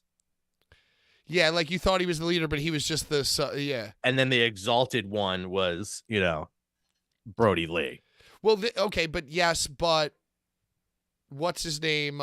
Evil Uno, Pizzeria Uno, he was like preaching the Exalted One. So he was like building it. It wasn't like a swerve. Whereas like this would be the last second thing. Like you think the fucking guy's going to take his shit off. But like Samoa Joe just comes out, pats him on the back. Well done. Yeah. You could do that. And you know what else I was thinking too? You think that they started this and engaged in all of this hoping that they were going to be able to reach some type of agreement with CM Punk? You think that they started this having somebody else in mind? Then they might, and then Punk was going to be in charge of them, like the Nexus. Or whatever, it was going to be him. It would be something. I mean, to me, Yeah. it's still got to be Adam Cole. It's got to be.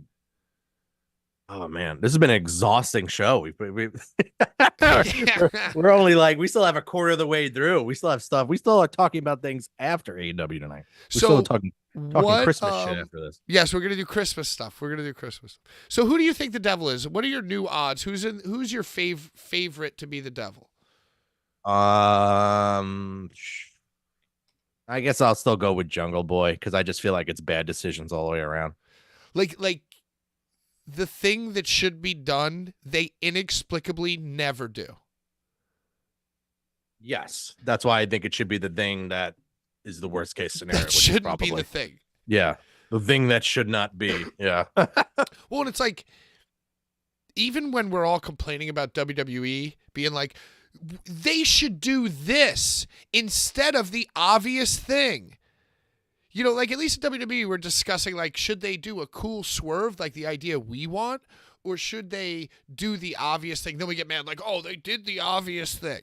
Like AEW is a different level of like, they just do they do the worst shit every time. It's like always hilariously the worst decision that can be made.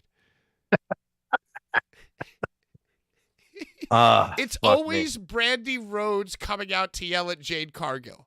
Yeah. It's always that. Yeah. Worst possible scenario. Yeah. I mean, he gets an idea in his head and then. Dude, I'm just imagining him as Charlie from Always Sunny putting together this fucking Continental Classic. I'm trying to get my breath back. It's been a hell of a show. Renee's segment. She was with the best friends and they made some match for something, whatever the fuck, whatever. Best friends, they're always making matches. Yeah, they're always doing some lame shit. Riho defeated Saraya to face Timeless Tony Storm at World's End. Yes. This is pretty much the epitome of like the women's division now, is the fact that it's just like winner of Saraya and Riho, like who's gonna win? The girl just showed up 2 weeks ago, or the one that hasn't done anything for like months. Well, and by the way, who won the championship title at Wembley Stadium? Oh, true. That's right. Yeah. And then just through like just getting lost in the shuffle, lost the title, and then Timeless Tony Storm was like a meme. Yo, that's got to be so frustrating for Paige Saraya. Like, imagine, it's like, yo, and we were sitting together when Paige came out at the fucking tennis dome. Yeah. The first Grand Slam. Yeah. Arthur Ashe. We were sitting right next to each other, and we were like, whoa, and the crowd reaction was huge, and she and they cooled her off because they don't know even how to. They can do a pop, but they don't know how to sustain interest or like because they just pump the brakes on everybody over and over. I think one of the best build-ups they ever did was with Wardlow. Wardlow and MJF, and the second Wardlow won the title, he wasn't on the next Dynamite. Okay, that's fucking stupid and weird, but all right. And then the weekend after that, he's doing stuff with the lawyer. Yeah, he was killing Mark Sterling. So, but even that, like, why? Like, the thing why is about he not wrestling, defending the title? The thing about wrestling is that like bad ideas can still flourish and be successful as long as you pound them into my head every single week. So like, yo, if they were like, yo, this is going to be a rivalry of Wardlow versus 20 guys every week. Every week. It's like something you've never seen before. The wrestler who he's actually is facing is standing at the top of the stage, and he's just got to kill the putties, right? Yo, I could fuck with something like that. Oh, it's a 20-on-1 handicap match. Like, I could fuck with a storyline like that ends up with him finally getting to fight Mike Sterling or whatever the fuck. Like, that could have even worked Even though it could that's have worked. stupid, it could have worked. Instead, it's him just beating up security and going nowhere. Well, and it doesn't. Yeah, it doesn't go anywhere. Doesn't go anywhere. Like, and like all of wrestling sucks. Like all of wrestling is stupid. But when you commit to it and every week you build to it, like you can make it work. There's like a little payoff at the end. Like we all know it's dumb, but it can't be like random and dumb. Yeah, it's just random and dumb. There needs to be some sort of like payoff or some sort of logic or some sort of story, or and it's like not just be like completely confusing and just like scatterbrained and fucking. Well, and that's the thing. Now more than ever, the show feels like a Tony Khan press conference. Like pull up any clip of Tony Khan speaking, and that's like you could see that this is the guy writing this show. He just forgets. I don't even think he like moves on. I think he just fucking forgets. I think there's just too much to remember. Even George R.R. Martin had to look up his own lore. You know what I mean? He had to he couldn't remember all the shit that he wrote. Way. So I'm sorry. Need to look it up before writing Elden Ring. Shivani reads next segment was Shivani reads a prepared statement by Christian Cage because he wasn't there this week. Edge wasn't on the show either. Backstage, MJF accuses the embassy. What is the prepared statement? I want to know. The prepared statement was just something about the fans having yellow teeth, and he'll be back next week to explain the events of the mother. All right. So the it's mother, just the mother turning on. Tune in next week. I hear voices in my head. You think you know me? Backstage, MJF and Joe are talking, and they like kind of part ways. Then he walks by the MJF walks by the Mogul Embassy locker room, and he's like, "Oh, these are the devils." So he accuses Swerve and him have a kind of a cringe promo. I guess they call it back to when their CZW days when they were driving. I guess we used to go up and down the towns and on the road together, making flights, hitting the town. Yeah, I remember when we. Yeah. So he accused the Mogul Embassy of that. So we got a little more Nana, which was cool. Also, so dumb, by the way. Like, everybody knows that it's not the Mogul Embassy. Yeah. They didn't even have odds. Well, Joe just like backed them up again back there, and I don't think it went anywhere. Well, but I think they're just trying to make it like the devil thing to be like the most like. There's only two things going right now. It's MJF and the Devils and the world title and the tournament. That's all that's fucking going on. And maybe like Timeless Tony Storm. But like even that's. I'll get to. Actually, no. I meant to say that I read in my notes. They're abusing the fuck out of the black and white like filter. Yeah. They've been doing it since last week. Like every time they cut to her on commentary or she's at the announce table when she's not in the ring. They're going to black and white as well. Like they keep like switching out of color on the filter.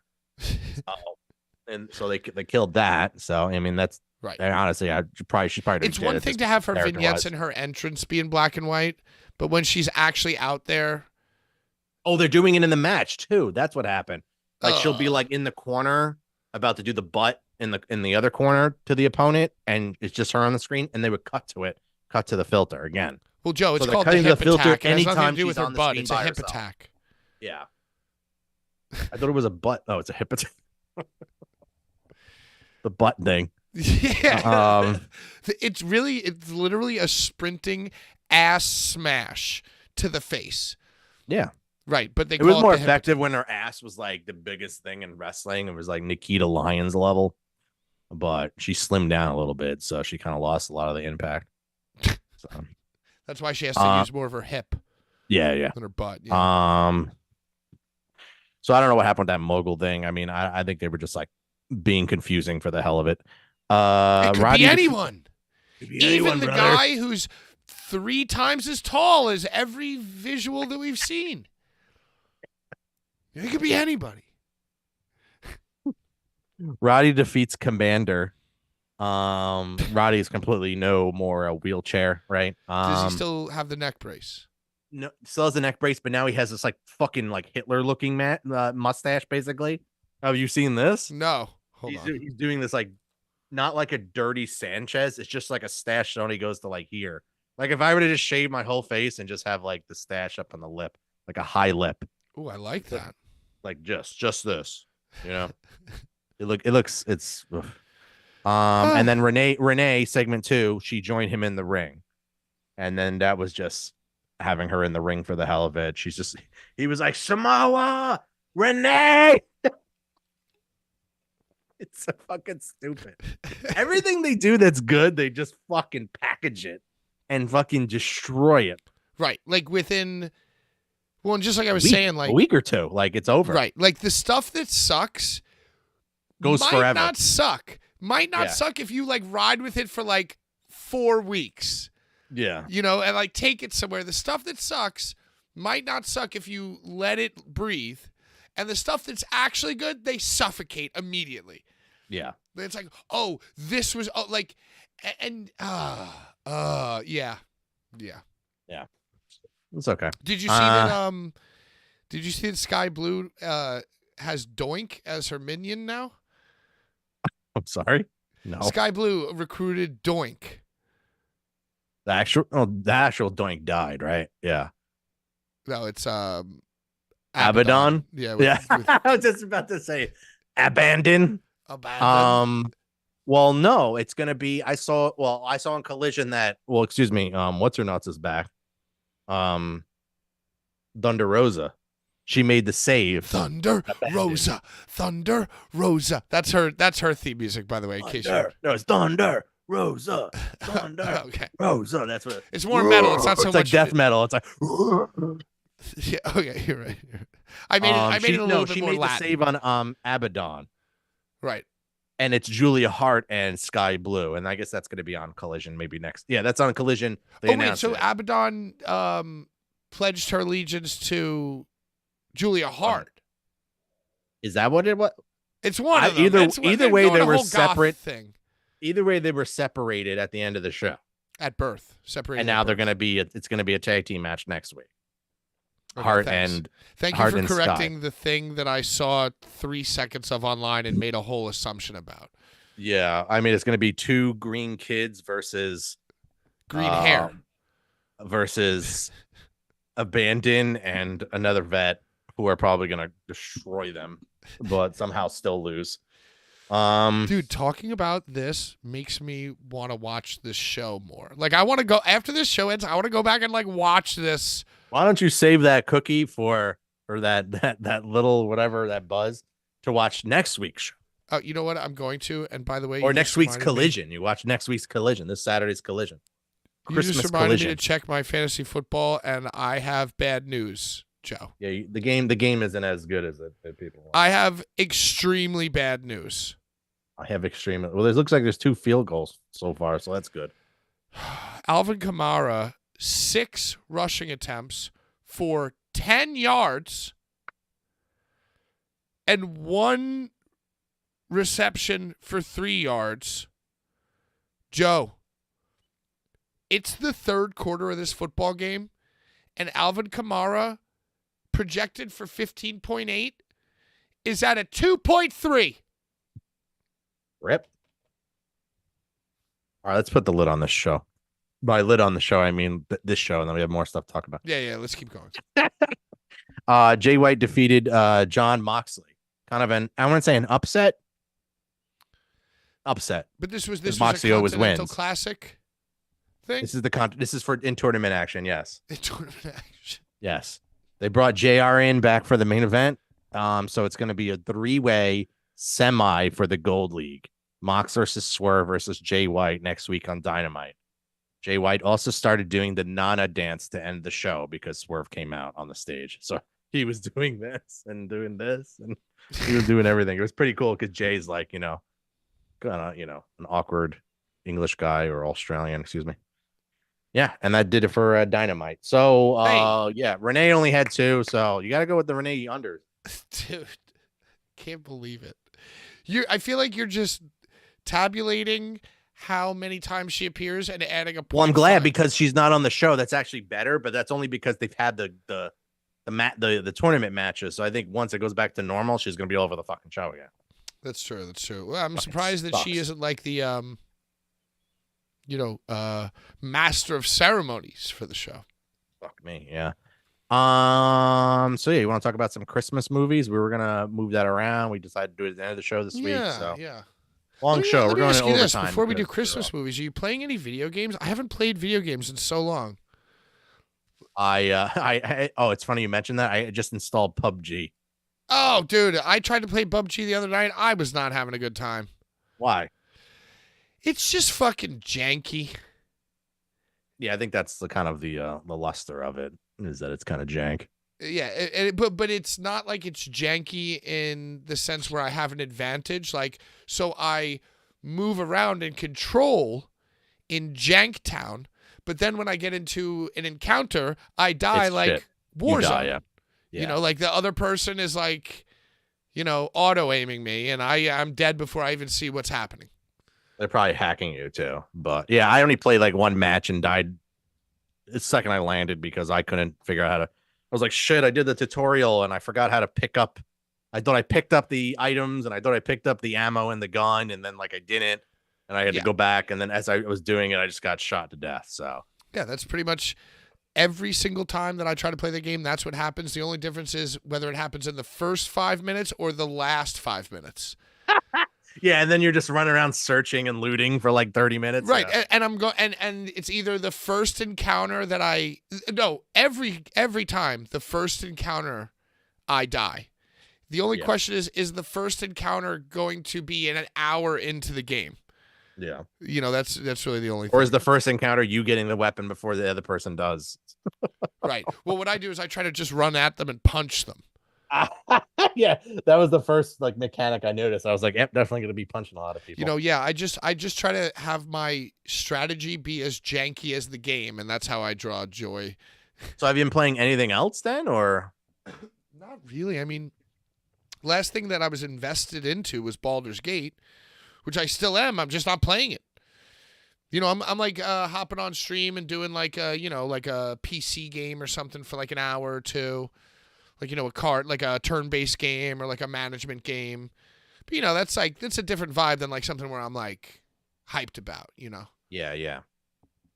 I'm back to playing Pokemon again. I'm kind of getting into Pokemon phase right now. That's Probably cool. be gaming. What Probably about be gaming Mario this week because we're RPG? going down Weren't Myrtle you Beach. saying to me about Mario RPG? I got into it and I kind of fell out pretty quickly again. So I feel like that's gonna have to just get like. Sometimes, like a lot of times when games come out, I'm just like not mentally ready to play it. So it's not that it wasn't good. You just didn't have the time to you just didn't have the time or motivation to just sink your life into it. Yeah, to like really go through it. Even though that game's not long, you beat that game in like 9 to 10 hours. But that's So not it's not the even only really thing. a life sinkable into game. No, it's just a classic nostalgia game that they remade.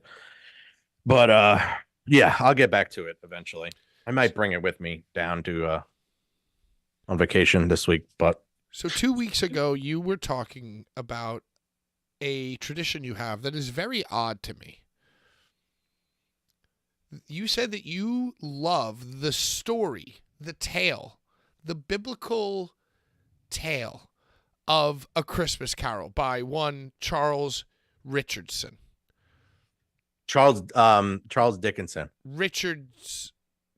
Yeah, I know. He put his money where his mouth was. Richardson. He put his money where his mouth is, and he wrote A Christmas Carol. And you said that you love watching all the different mutations of A Christmas Carol. Yeah, but then I quickly changed that, and that's not what we're talking about today.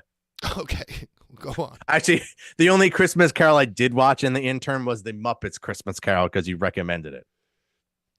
I mean, it's a good one. It was really fucking funny. Yeah, that's a classic.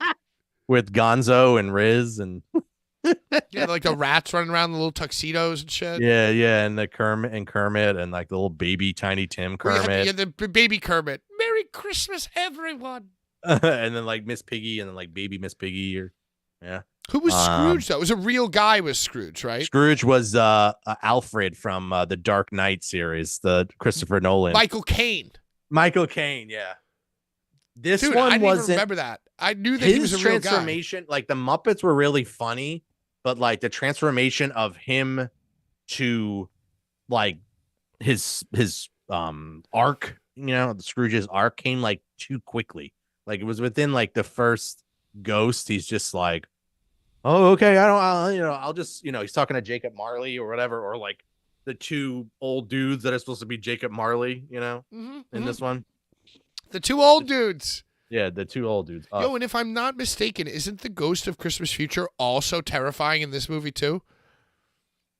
Like they just go cloaked figure. They don't do a Muppet. I watched it 2 weeks ago, but I don't even remember anymore. Fuck me. Yeah, I don't even remember anymore. I had to look it up. But that was the only one I watched.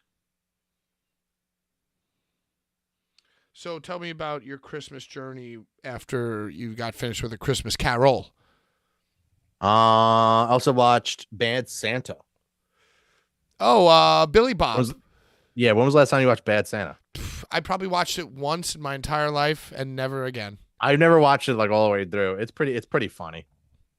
It's pretty funny. He's like an asshole, right? He's like a drunk or something. He's like a drunk asshole, but him and the little guy are like, the reason they are Santa is because they're getting into the mall and then stealing and robbing the place. Right, they're like hustlers.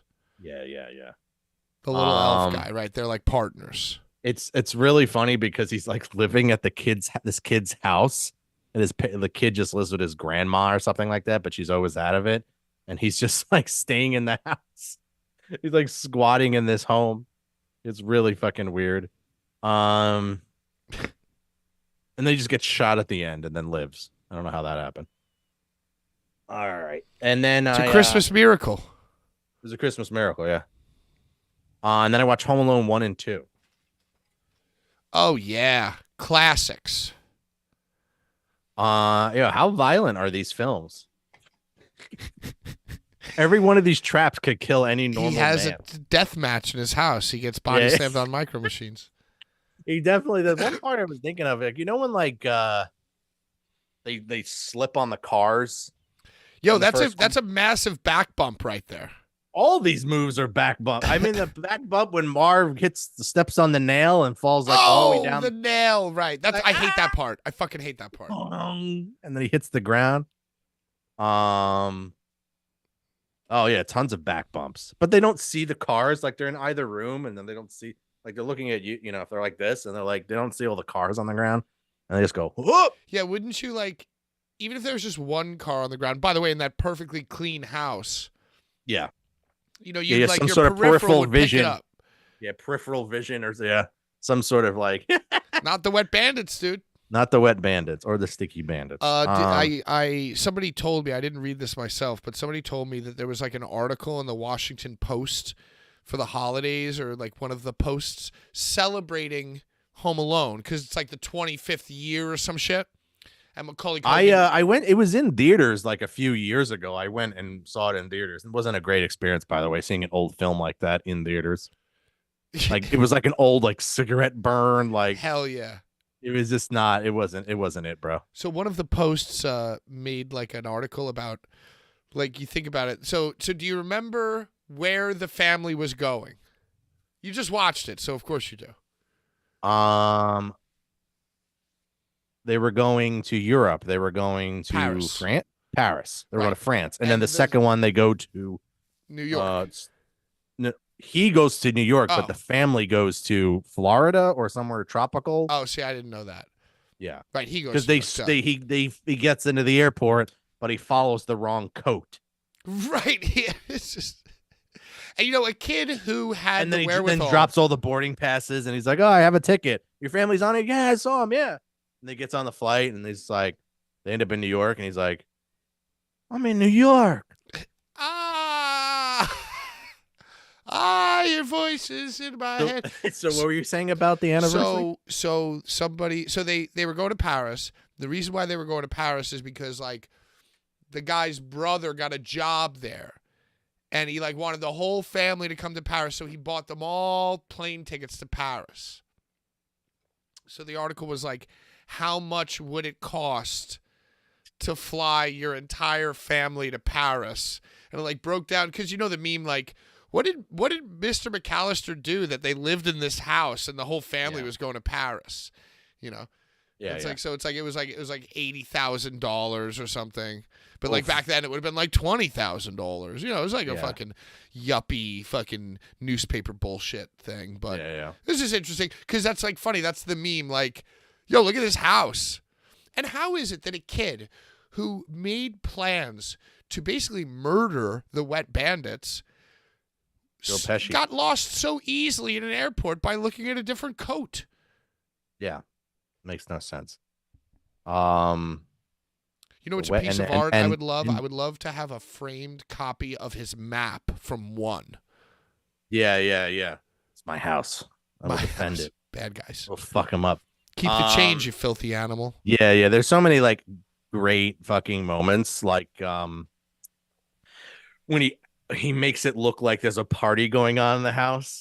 Oh, rocking around the Christmas tree. It's Michael Jackson. There's a and, Michael like, Jordan standee on the fucking train going around and shit. Like that shit is really good. Where did he get all of those cutouts? That house just had like 12 cutouts? No. It wasn't. The Michael Jordan was a cutout, but the rest were mannequins. Right. Okay. Yes, you're right. But where were the he's mannequins pulling- in their fucking He's house? pulling. I don't know. Maybe someone was a fashion designer or something and had a bunch of. He's pulling the rocking around Christmas tree. Yeah. That's a great moment. Of course, the fireworks with the movie and the pizza Oh yeah. is amazing. Yo, I watched that movie so much. I had the VHS when I was a kid. I watched that movie all the time. I could tell you what the previews on the VHS were. Oh wow. What were they? What's the one that was Honey, like I the Shrunk the Kids? animated Avatar? Fern Gully? Oh yeah. Yeah, it was Fern Gully, baby. Let's go. That's it. It was just that There was one. there was another one. Fern Gully's the other one, only one I remember. Land That's not Before Time. impressive enough for you? The Land Before. No, Ferngully's a good one. Oh, it might have been Land Before Time as well. Yeah. I don't know if they all came out the same year. Yo, John, yes, John Richter, that is the meme I'm referring to. Because the guy who played the dad in Home Alone also was a cop that was on Tony Soprano's payroll in The Sopranos. And so it's like, how did Mr. McAllister... Exactly. How did Mr. McAllister afford all that stuff?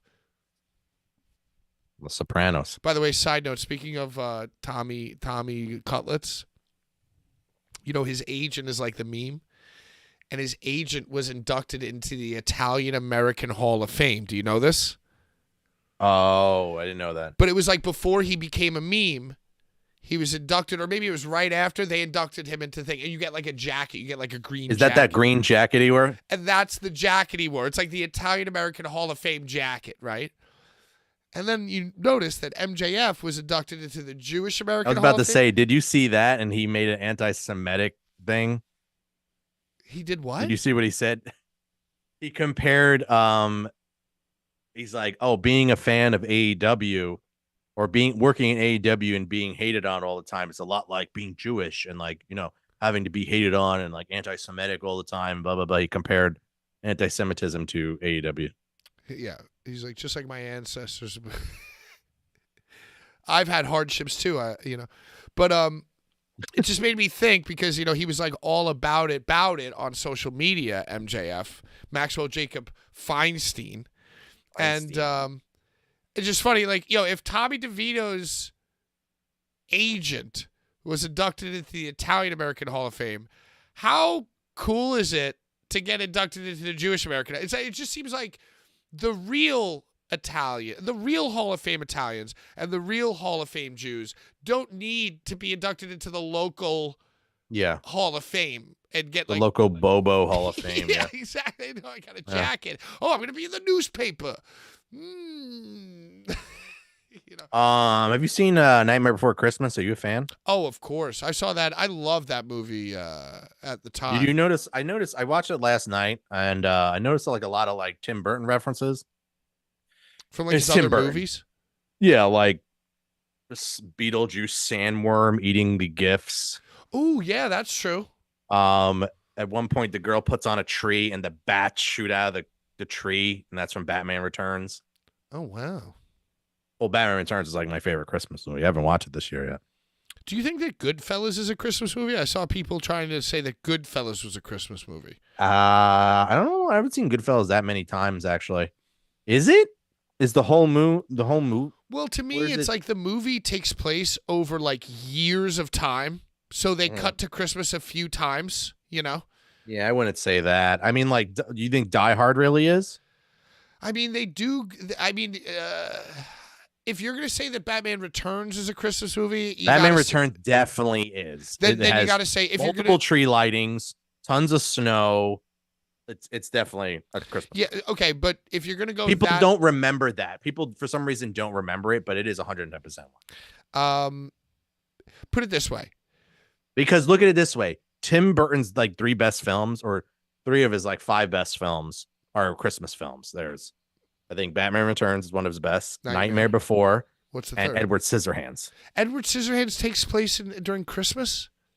Yeah, because he does the snow angels, isn't it? Yeah. I mean, he does, but once again, like, see, No, I would even say, it takes place in Christmas in like a hot climate or something, right? And he yeah, I makes it guess it's snow with Christmas in that. California. Yeah. And he makes it snow via the shaving of the angel. Ah. Well, I'll tell you this. Obviously, a Christmas movie, by proper definition, is like A Christmas Carol, It's a Wonderful Life. Like movies that are about fucking Santa Claus or, you know, What I angel- Want for Christmas. Right, and, like you know. Miracle on 34th Street, so shit like that, right? So like that, like, but we're throwing Amazing that film. all aside. We're talking about like that's S tier. That's the definition of. We're Yeah. talking about the A movies. You know, like movies that take place during Christmas that Yeah. aren't really Christmas movies. Like so, Which aren't synonymous. right? They're not. Christmas S by level. affiliation. Yeah. Right. Yeah. Exactly. So you got Die Hard, you got Batman Returns. You could even classify Edward Scissorhands. It's been a minute since I've seen it. But like Nightmare Before Christmas to me is like a Christmas movie. That's next level up. There's actually then there's argument if that's a Halloween movie. Wow. Yeah. That's a good point. Because Wow. people are like, oh, I watch it on Halloween, I watch it on Christmas. It's the Nightmare Before Christmas. I think it's a. So John Richter. I say The that's what I was Shining gonna is a say. Christmas movie. So what? Give us some other, like, you know, now they're saying, because that's the thing, people who wanted to be cool were like, yo, Die Hard's a Christmas movie, and now that's mainstream. So now people are like, yo, Goodfellas is a Christmas movie. So it's like based on that. I think they're thought process- reaching with some of these. I'll give them Die Hard. I think I don't know it that well, but I think it's probably reaching with I think at some point Goodfellas. he does wear a Santa hat as well. Yeah. What about The Shining? Is it because do they decorate the hotel? Obviously there's a lot of snow. Yeah, they don't. It's not like the hotel. Does the hotel have a Christmas tree? I don't remember one. Because I thought the whole point was that the hotel was closed and they're just doing maintenance on it. That's what his job is there. Right. It's just like off season. Yeah. But I don't think, do they like open presents? Are there elements of Christmas? Because like even to be There might be. like an obscure Christmas movie, you need to The have blood like, is a red. tree or a presence. Yeah. Snow. But Um, but snow in the sense of like Christmas. I'm not sure. I don't know The Shining that Right. It well. can't just have snow. The only Stanley Kubrick films I've really really have like got into were Full Metal Jacket, and probably Full Metal Jacket is probably the biggest one for me. I think that's another one that was a one and done for me. I don't think I've ever watched that twice. I watched that shit like 30 fucking times. I quote the shit I of it. think That's I'm- like one of those I think I'm quotable films, confusing that with Apocalypse Now, actually. which I've also seen like 30 times. That Platoon. I was on a big like war, like Vietnam phase in like high school, so I watched a bunch of them recently again. Actually, she's like, "Are we done watching these war films?" I'm like, "Yeah." Now we're gonna watch Godzilla films. Here's 'Cause I my, watched the new here's my stack of Godzilla. DVDs. Yeah. Now we watched the new. I watched the new Godzilla, and now I'm watching them like all back, and like they're so bad, you know. I can't Yeah, really you think wish of for other those war great films Christmas back films. now. I bet. What? I'm sure I can't really think of other great Christmas films. I'm sure that there are like a million that if we were to watch, it'd be like, you know, by meeting if it meets the same criteria as Die Hard, you can put it into that discussion. I'm sure that there are a million films that I'm not thinking about that have Christmas in them that could be. What about fucking Lethal Weapon, dude? That's Christmas? You know the final scene in Lethal Weapon? Where fucking Gary Busey and Mel Gibson fight on the lawn? Gary? Oh, Gary? Oh. No, I don't know Lethal Weapon as much, actually. And Lethal Weapon takes place during Christmas because it's, what is it, Rupert and Murdoch? No. Shaw and Murdoch, Crenshaw and Rupert. There's definitely Murdoch. But, you know, it's basically Danny Glover and fucking Mel Gibson, right? And, like, the fucking mobsters, the criminals, the Russians or whatever, led by Gary Busey when he was still a human being, they know where fucking Danny Glover lives, dude. They put a fucking bomb on his toilet seat. You know? So they were like, hey, bad guys, come get us. And it was all about, like, Christmas in his house. And then, like, they're there. They're about to fucking kill Danny Glover. But guess what? House is empty. Booby trap. They drive a car through Danny Glover's. Shit. You know what I'm talking about. Yeah. Rupert Yeah, I guess that's a Murtaugh. Christmas movie then. Murdoch and Rupert. Riggs. Sorry, I'm looking at a big old list of Riggs. Yeah, Riggs. I'm looking at a very long list of Christmas films. So Edward Scissorhands on there, Batman Returns is on there. So keep going. Tell me some more that we haven't mentioned. Die Hard is 26 on the list. This is like top 50 or something. Okay. And Batman and Edward were under that one. But they're both Gremlins. Somebody mentioned Gremlins. Gremlins is definitely a Christmas movie. Okay. Yeah.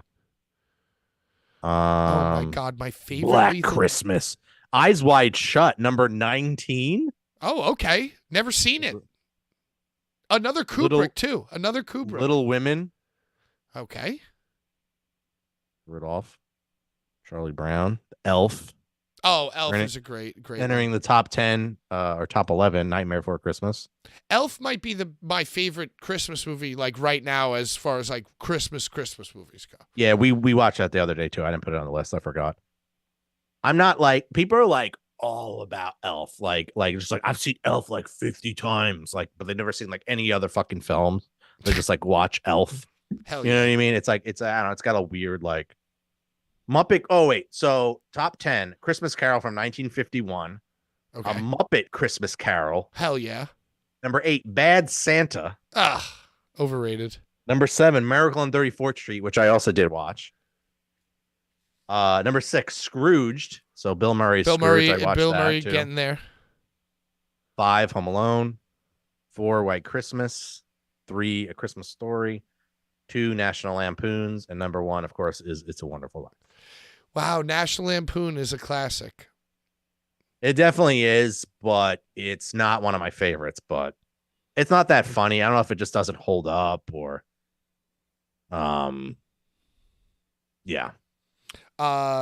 Brian says Vanilla Sky is better than Eyes Wide Shut. Hey, you got my full endorsement because Vanilla Sky is one of my favorites. Maybe in another life when we were both cats. The Santa Claus is better than Elf. Yeah, conspicuous by its absence on that list. Tim Allen's The Santa Claus, which is I would consider a quality classic Christmas movie. The Escape Clause, yeah. Escape Clause. Well, ho, ho, ho. We ran over tonight. We went way over. We had to do 2 weeks of stuff in one. Pretty much 2 weeks of the content. I don't even want to look at this fantasy football fucking score right now. All right, we're entering the fourth quarter. Alvin Kamara has 3.2 points. He was projected for 15 points, by the way. Don't talk to me all fucking weekend because I'm going to be locked in. Christmas morning, I'm going to wake up. I'll be fun. It's football Saturday, Sunday, and Monday. Saturday, Sunday, and Monday, Joe. Yeah. And you know what's cool is because when it's on Sunday, I only get the in-market games. But now there's like so many national games and I'm going to be able to watch like all my guys. There you go. Nice. And I might just get NFL ticket next year. You think you're going for it? I mean, with betting and everything. You want to bet on the games that the league doesn't even want you to watch. Yeah. Yo, because that's the thing. The Illuminati, they'll make a live phone call during like the Monday Night Football game. But some Jacksonville Jaguars fucking game at 1 o'clock that's out of market, they ain't fucking fixing that one. Exactly. Yeah, they were like, they did it the other day. It was like, right? Goodell's like, yeah, just calling offsides on that on Jason Kelsey. Yeah, yeah, just somebody's gonna move the ball or whatever. All right. Oh, Yep. All right. Bye. Yeah. Oh, do the same thing for Kadarius Toney. Wait, which? The Oh, Kadarius Toney, the where he had his foot in the thing. yeah. Yeah. Tony. Neutral zone infraction. Neutral zone infraction. This was the Chiefs, right? Yeah, that's when Patrick Yeah. Mahomes bugged out like a crazy. And man. Patrick will bug out, but that's all right. Yeah, don't worry about it. Just get him freaking out on the sideline. It's fine. Yeah. All right, bye. And then you see like someone with a Kermit voice was like, "Screw you, man!" It's just like they put it over his like, "Screw you, you blew it." Yeah. blew it. You not like that. Yeah, he's making a big hubbub about it. Meanwhile, you saw what happened in the Super Bowl. They won the Super Bowl because of a bad fucking call. Yeah, blown call. Yeah. Not blown call. It was just they called a holding, but they weren't calling they weren't calling it early in the game. Now they're going to call the holding on Bradbury on the PI or whatever. Yeah. So, And nobody even remembers that, you know. It's always about like because everyone runs. I'll fucking remember that the rest of my life. That was the Eagles. Yeah, that's a good point. All right. All right, well, let's go Eagles. I gotta Fly, run. Eagles, fly. Fly, Camara, fly. Fly, Boulevard Bullies, fly. Merry Christmas to you, Joe. Merry Christmas to you. Hopefully, are you doing anything fun or are you just hanging out? No, I'm just hanging out. I'm not working this weekend. I got off for Christmas Eve, so that was fine. I was ready to work. I was ready, willing, and You're able. working Christmas Day? No. Oh, you're We're off. closed. They're We're closed. Yo, this Closed. place I work at, not bad. Closed Thanksgiving, closed Christmas Day. How's the Christmas party? Legendary. I saw your Instagram with you walking in the rain. Oh, dude, yeah. I mean, I was like, oh, I'll just walk. And it was like 4 a.m. And it was like I dove into a pool. Like there was not an inch of me that was not wet. So Very wet Christmas. it was a very moist Christmas. It was great. One of the Spanish cooks in the kitchen got really, really drunk and started hitting on and borderline molesting the ugliest girl on staff. But she like kind of liked it. She was like, no, yes, and like so we all checked in. We all made sure that it was fine. She's like, it's fine. He's harmless. And wow, what a delight that was. It was basically like I was watching sports. I was just watching them like I was watching a football game. Delicious food, great times. I made new friends at work, you know. So I'm like, you know, back. Basically, the restaurant industry has pulled me back in. There you go. And Because I'm out. I'm out. I'm Fuck back that. with a bunch of fellow alcoholics and degenerates, There you go. you know, who'll be like, oh, Like it's people. 11 o'clock. Let's go out after work. You know what I'm saying? Like, so. The only Not on thing is- Thursdays, though. Not not on on Thursdays. Thursdays. That's right. We'll be back next Thursday, right? Next Should be Thursday, good. we are locked in. And let me tell you something else. In the new year, you're seeing like a lot more fun stuff from us. We're going to do. Yeah, we're going to try and switch it up a little bit. We're going to touch it up. And you know, all the things that I've said I was going to do this month, I was just like, New Year's resolution. Everything from now on becomes New Year's resolution. So don't expect any kind of quality increase between now and then. No, we're off. All right. Well, All right, it was a y'all. great show. It was a Merry pleasure Christmas, as always. everyone. And John, hit me up on Instagram about those cards and stuff. Yes. And until next time, I hear voices in my head.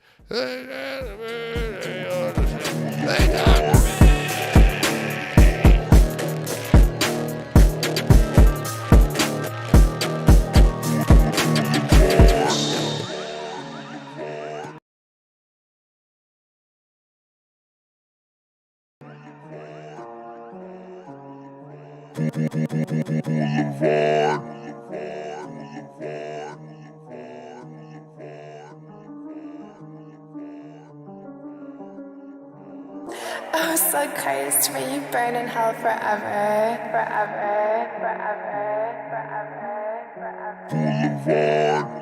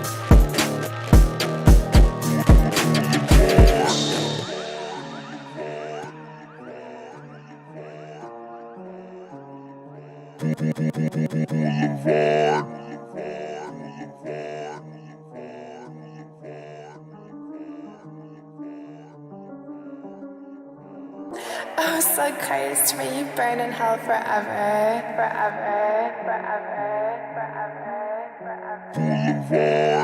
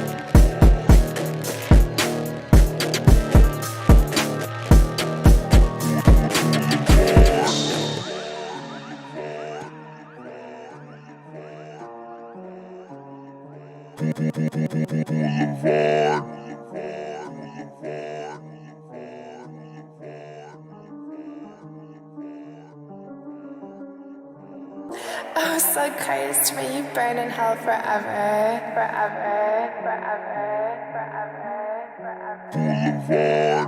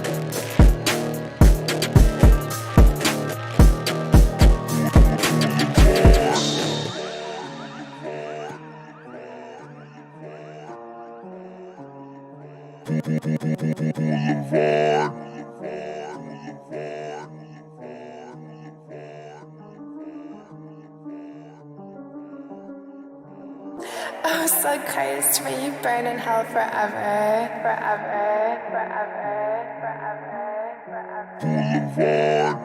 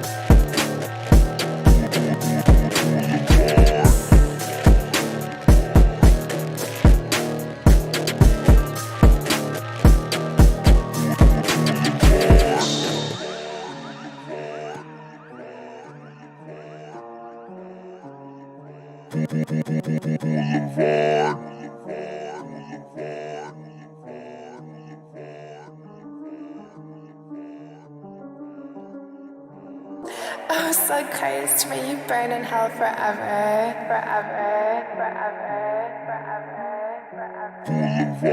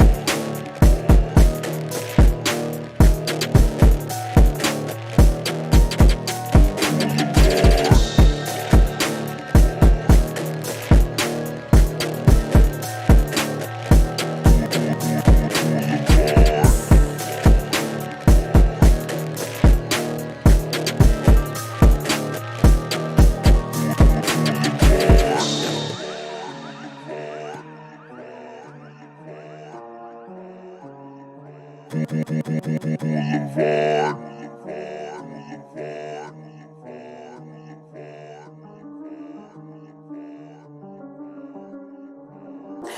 so Christ, may you burn in hell forever, forever, forever,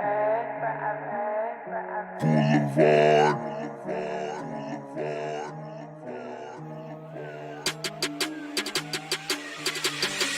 forever.